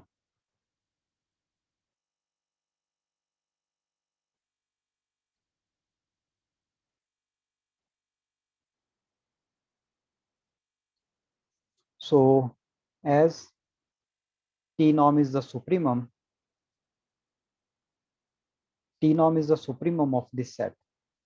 So that means supremum is greater or equal to all the elements of the set. So this implies Tx over x norm is less or equal to T norm for all x belong to domain of T, where x is not equal to 0.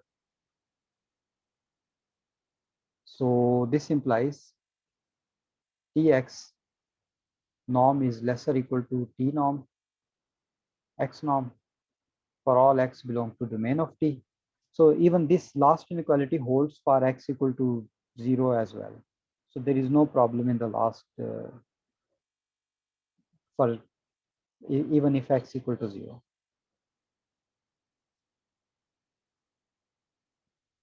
So that means if T is bounded linear operator,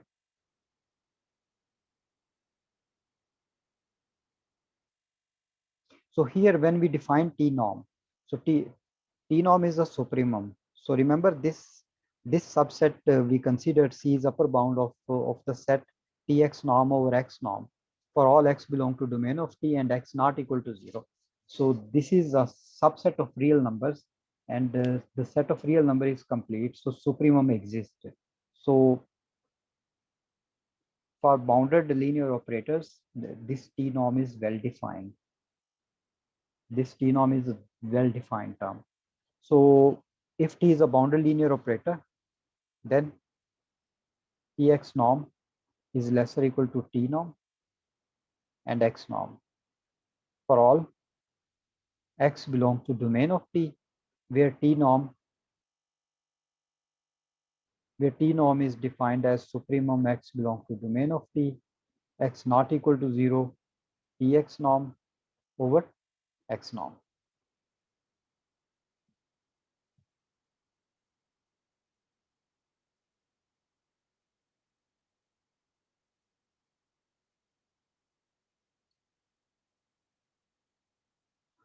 So remember this T norm, you can consider this T norm is less or equal to C for all C such that Tx norm is less or equal to C times x norm. So if T is bounded linear operator,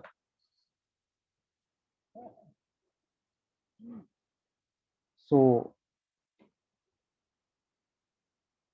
T norm is less or equal to, so any C that satisfies this inequality, T norm is less or equal to C for all C that satisfies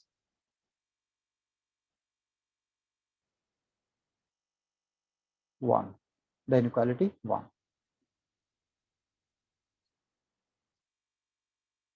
So then there is something, for example, T norm can be written as supremum x belong to domain of T and x not equal to 0 and Tx norm over x norm.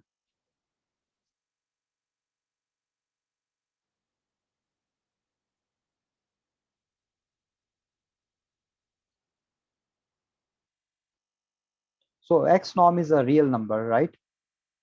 So if x norm is equal to a, which is positive, as x is not equal to 0, so x norm is not equal to 0. So this x norm is a positive number, right? So call it a. So then T norm will become equal to supremum x belong to domain of t, x not equal to 0, 1 over a t of x norm. So this can be written as supremum x belong to domain of t, x not equal to 0, 1 over a t of x. We can write it inside the norm because it is a positive real number, right? So this further can be written as supremum x belong to domain of t, x not equal to 0, t of x over a, right? So if I call this element y, this vector y, so if y equal to x over a, then from above we get t norm is equal to supremum of y belong to domain of t and t of y norm. So but this x over a has some property. So this x over a, which is y norm, so if y, then here y norm will be equal to x over a norm, which is equal to x norm over a, and x norm over a is equal to 1. So this supremum is over y belong to domain of t, where y norm is equal to 1. So this y is actually dummy variable, so we can use it. X belong to domain of t, x norm is equal to 1, where tx norm. So we have two formulas for t norm. Both are same formulas, right? So one formula is t norm is equal to supremum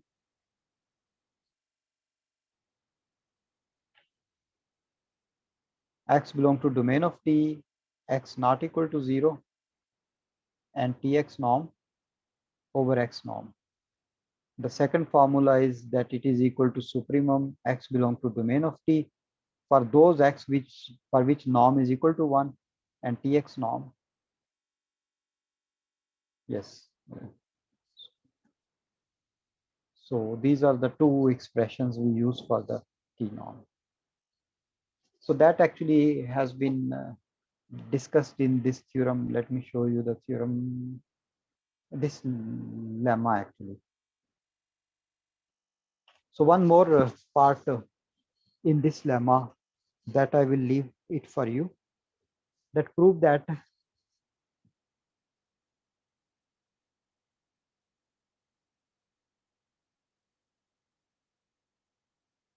so this t norm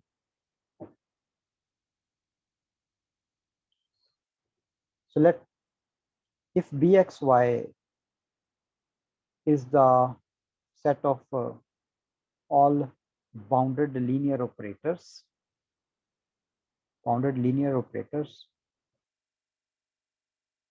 from norm space x to y, then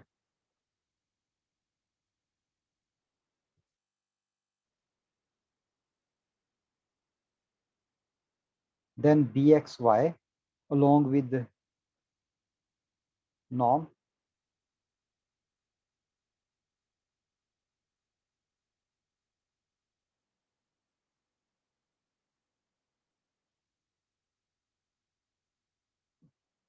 is the set of all bounded linear operator, then bxy is norm space with norm t norm, which is equal to supremum x belong to domain of t, where x norm is equal to 1, tx norm. So for all t belong to bxy. So bxy becomes norm space with the norm defined on this page.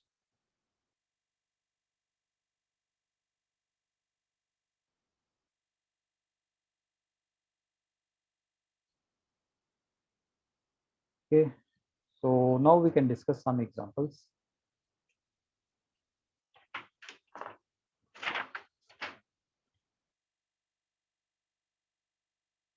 So we have example number 1, identity operator, I from x to x. It is bounded linear operator.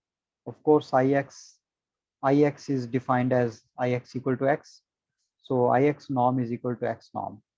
So this implies that ix norm is less or equal to 1 time x norm. So there exists this positive real number. So it is bounded linear operator. So linear operator, we have proved it linear in the previous section. So example number 2, if you define t from x to x, where x is the set of all polynomials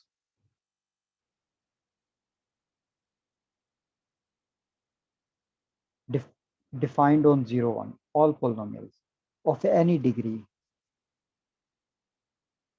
So define an operator txt is equal to the derivative of xt. So we proved that t is linear. So is t bounded? The answer is no.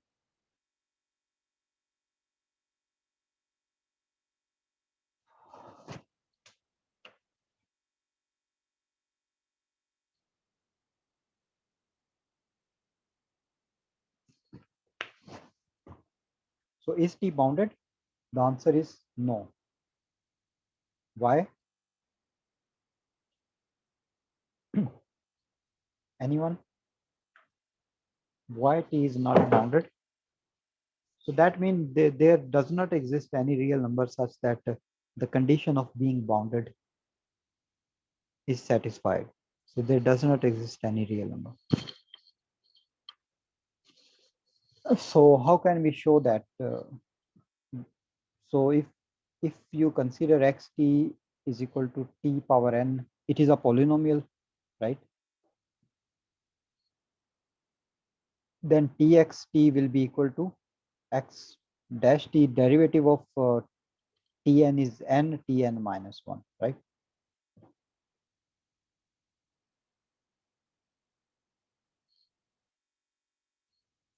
Where t is coming from 0 to 1 for any t in 0, 1.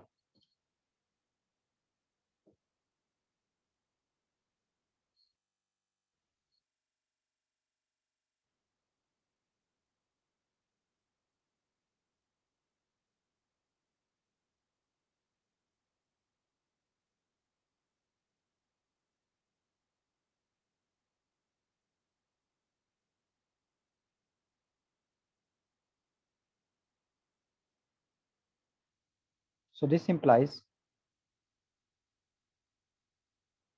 txt norm is equal to n time tn minus 1 norm.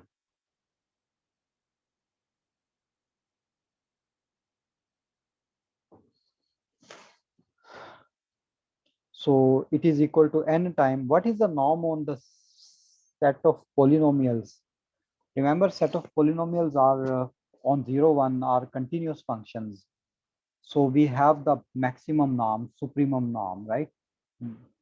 So t is coming from closed and bounded intervals. So we have this norm is equal to maximum of tn minus. Maximum will be taken from the set 0, 1, right? So what is the maximum of tn minus 1 when t is coming from 0, 1? 1. 1, yes. So txt norm is equal to n.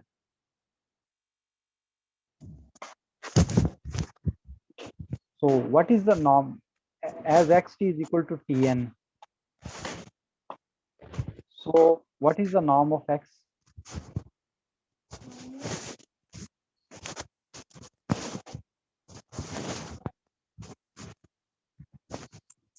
What is the norm of x? It is equal to 1. 1. Because norm of x is the supremum of tn when t is coming from 0 to 1. So this implies t norm is equal to supremum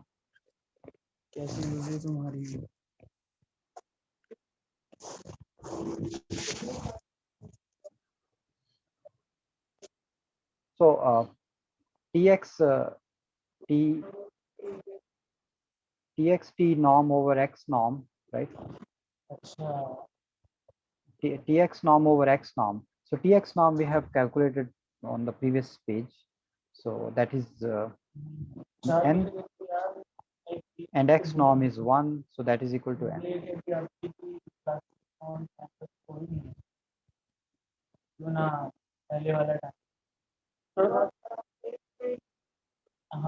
So this implies there is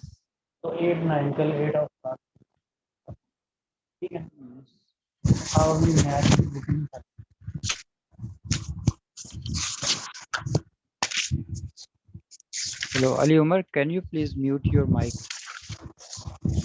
last time मैंने तुम्हें एक homework भी दिया था 6 of 7 हो गया था किया था फिर अगले दिन कुछ टाइम में तुम कर पाला ऐसे ही है ना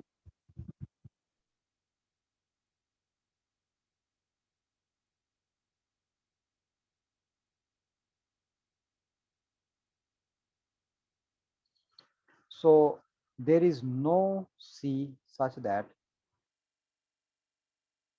Tx norm over x norm is lesser or equal to C. That is, there is no C such that Tx norm is lesser or equal to C times x norm. So there is no C.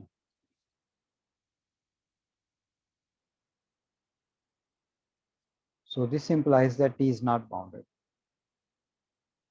Why there is no C?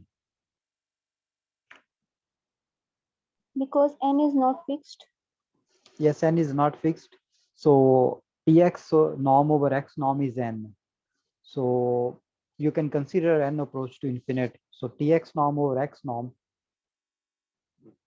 can get as large as you want. So there cannot exist any fixed C satisfying the condition of boundedness. So this operator is linear, but it is not bounded.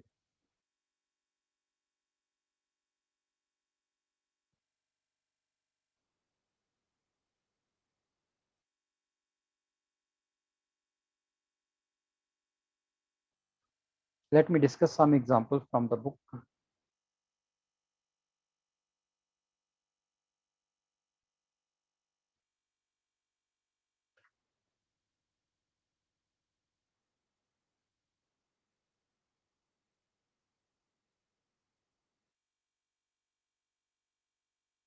So consider this operator.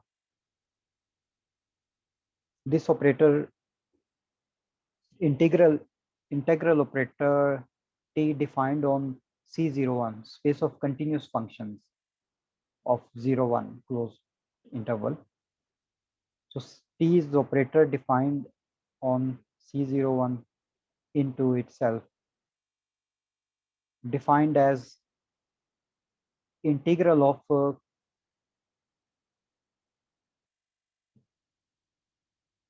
k time x. So let me, so Tx is defined as 0 to 1. Yes. This k is some function that is called kernel. So x of t dt, right? Sorry, this is some other tau.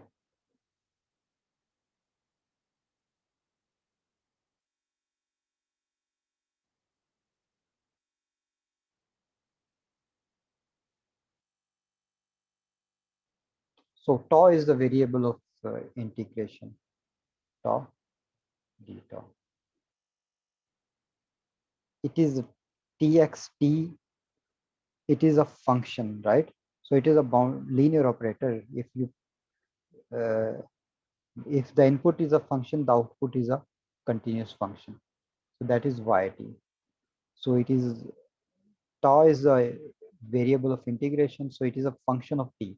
It is not a number. It is a function, right? So this t defined by this formula, t is bounded linear. So it is linear.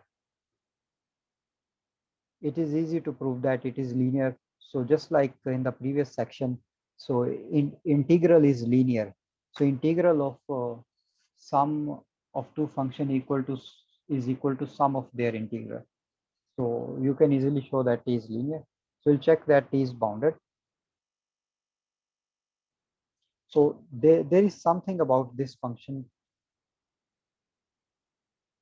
k. There is some assumption.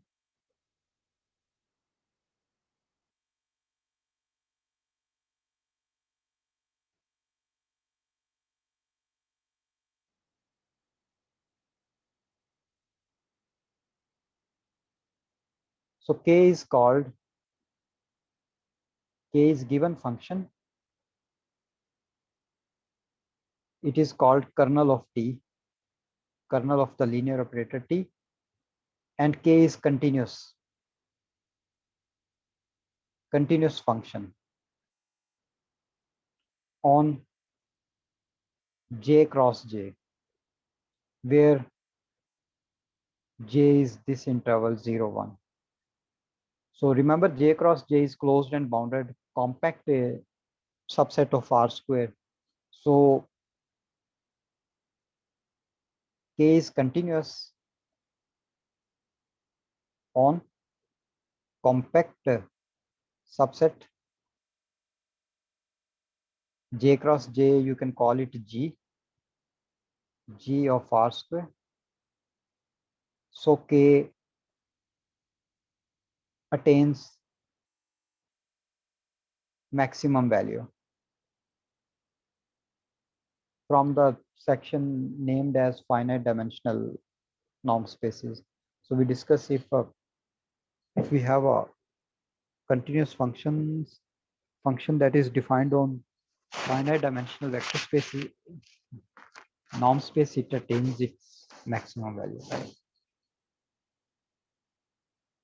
That is, there is a k naught such that kernel of t and tau is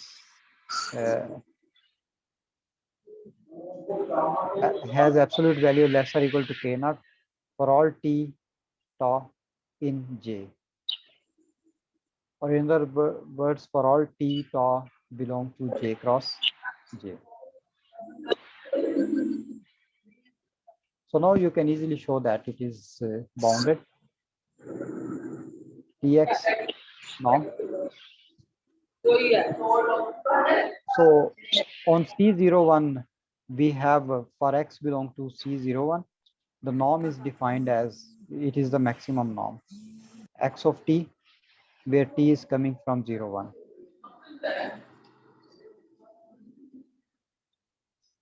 So this is a norm. So Tx norm will be equal to maximum t belong to 0, 1. The absolute value 0, 1 kernel k t of tau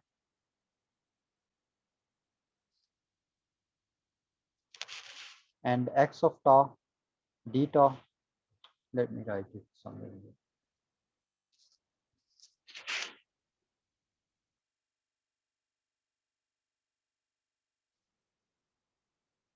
Absolute maximum t belong to 0, 1. Absolute value 0 to 1 k t tau x of tau d tau.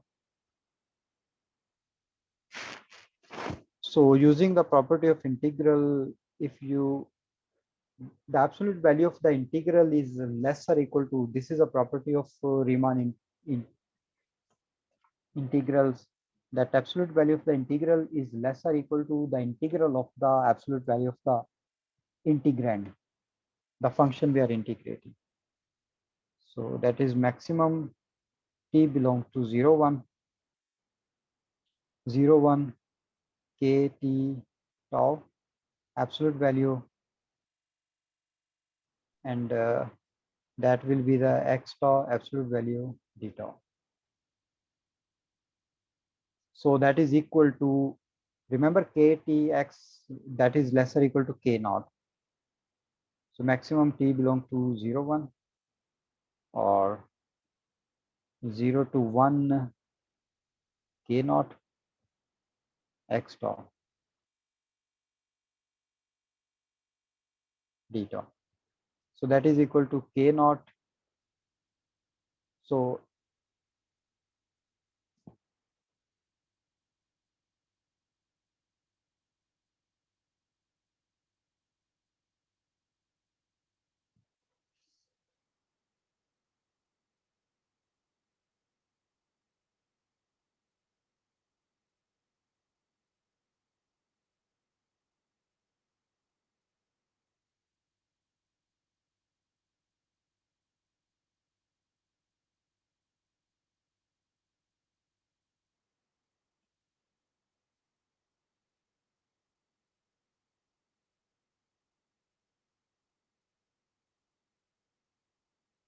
So k naught 0, 1 x tau d tau absolute value. So this absolute value is by comparison property. So the integral of x, absolute value of x tau will be lesser equal to the integral of maximum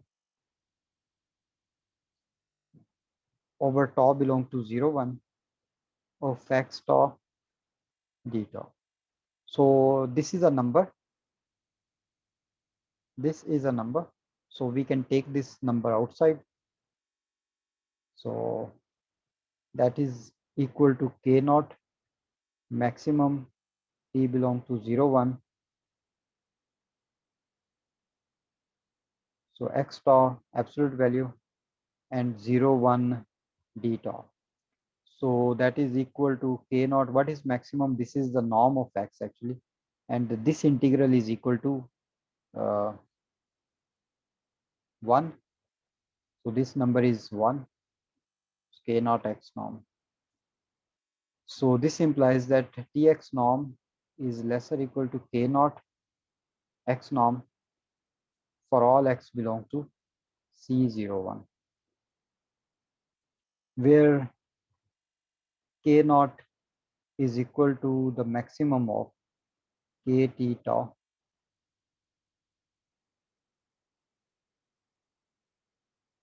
where t tau belong to G. So that means T is bounded. T is bounded because it satisfies the definition that says T is bounded if there exists positive real number, and there exists positive real number k naught.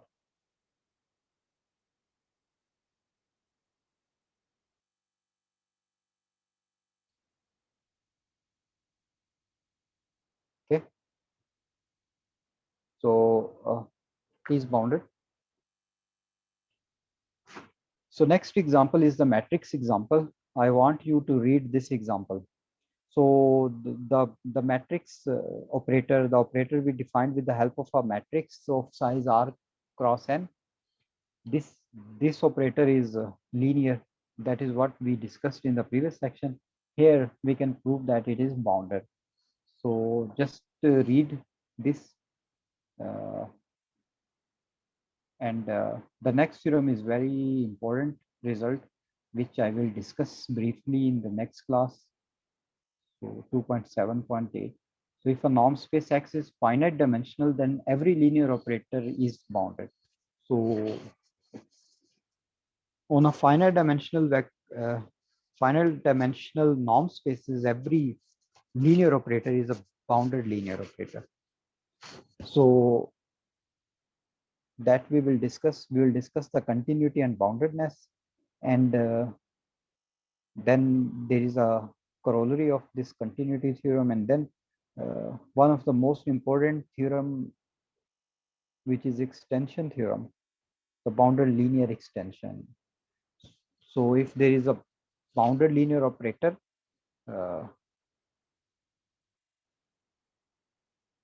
from domain of T to Y, if Y is Banach space, then you can extend T from domain of T to the closure of domain of T. So extension, existence of extension is one of the very important problem in mathematics. So we will discuss this extension theorem in the next class. And before we move to something next in this chapter, so there will be one more chapter on norm spaces. Then we will discuss something from chapter 4 and 5.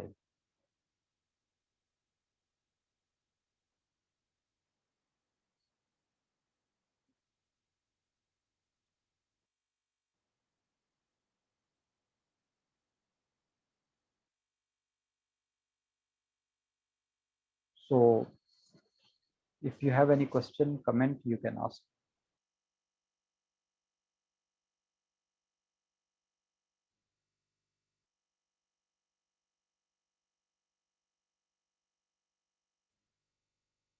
Hello? No, sir. No, sir.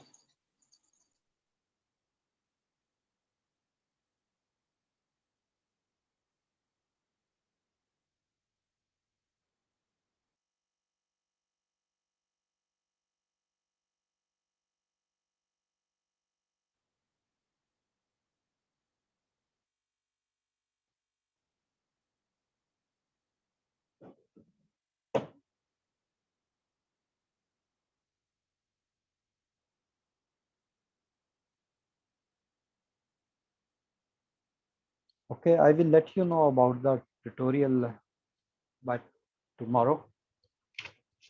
Okay, sir.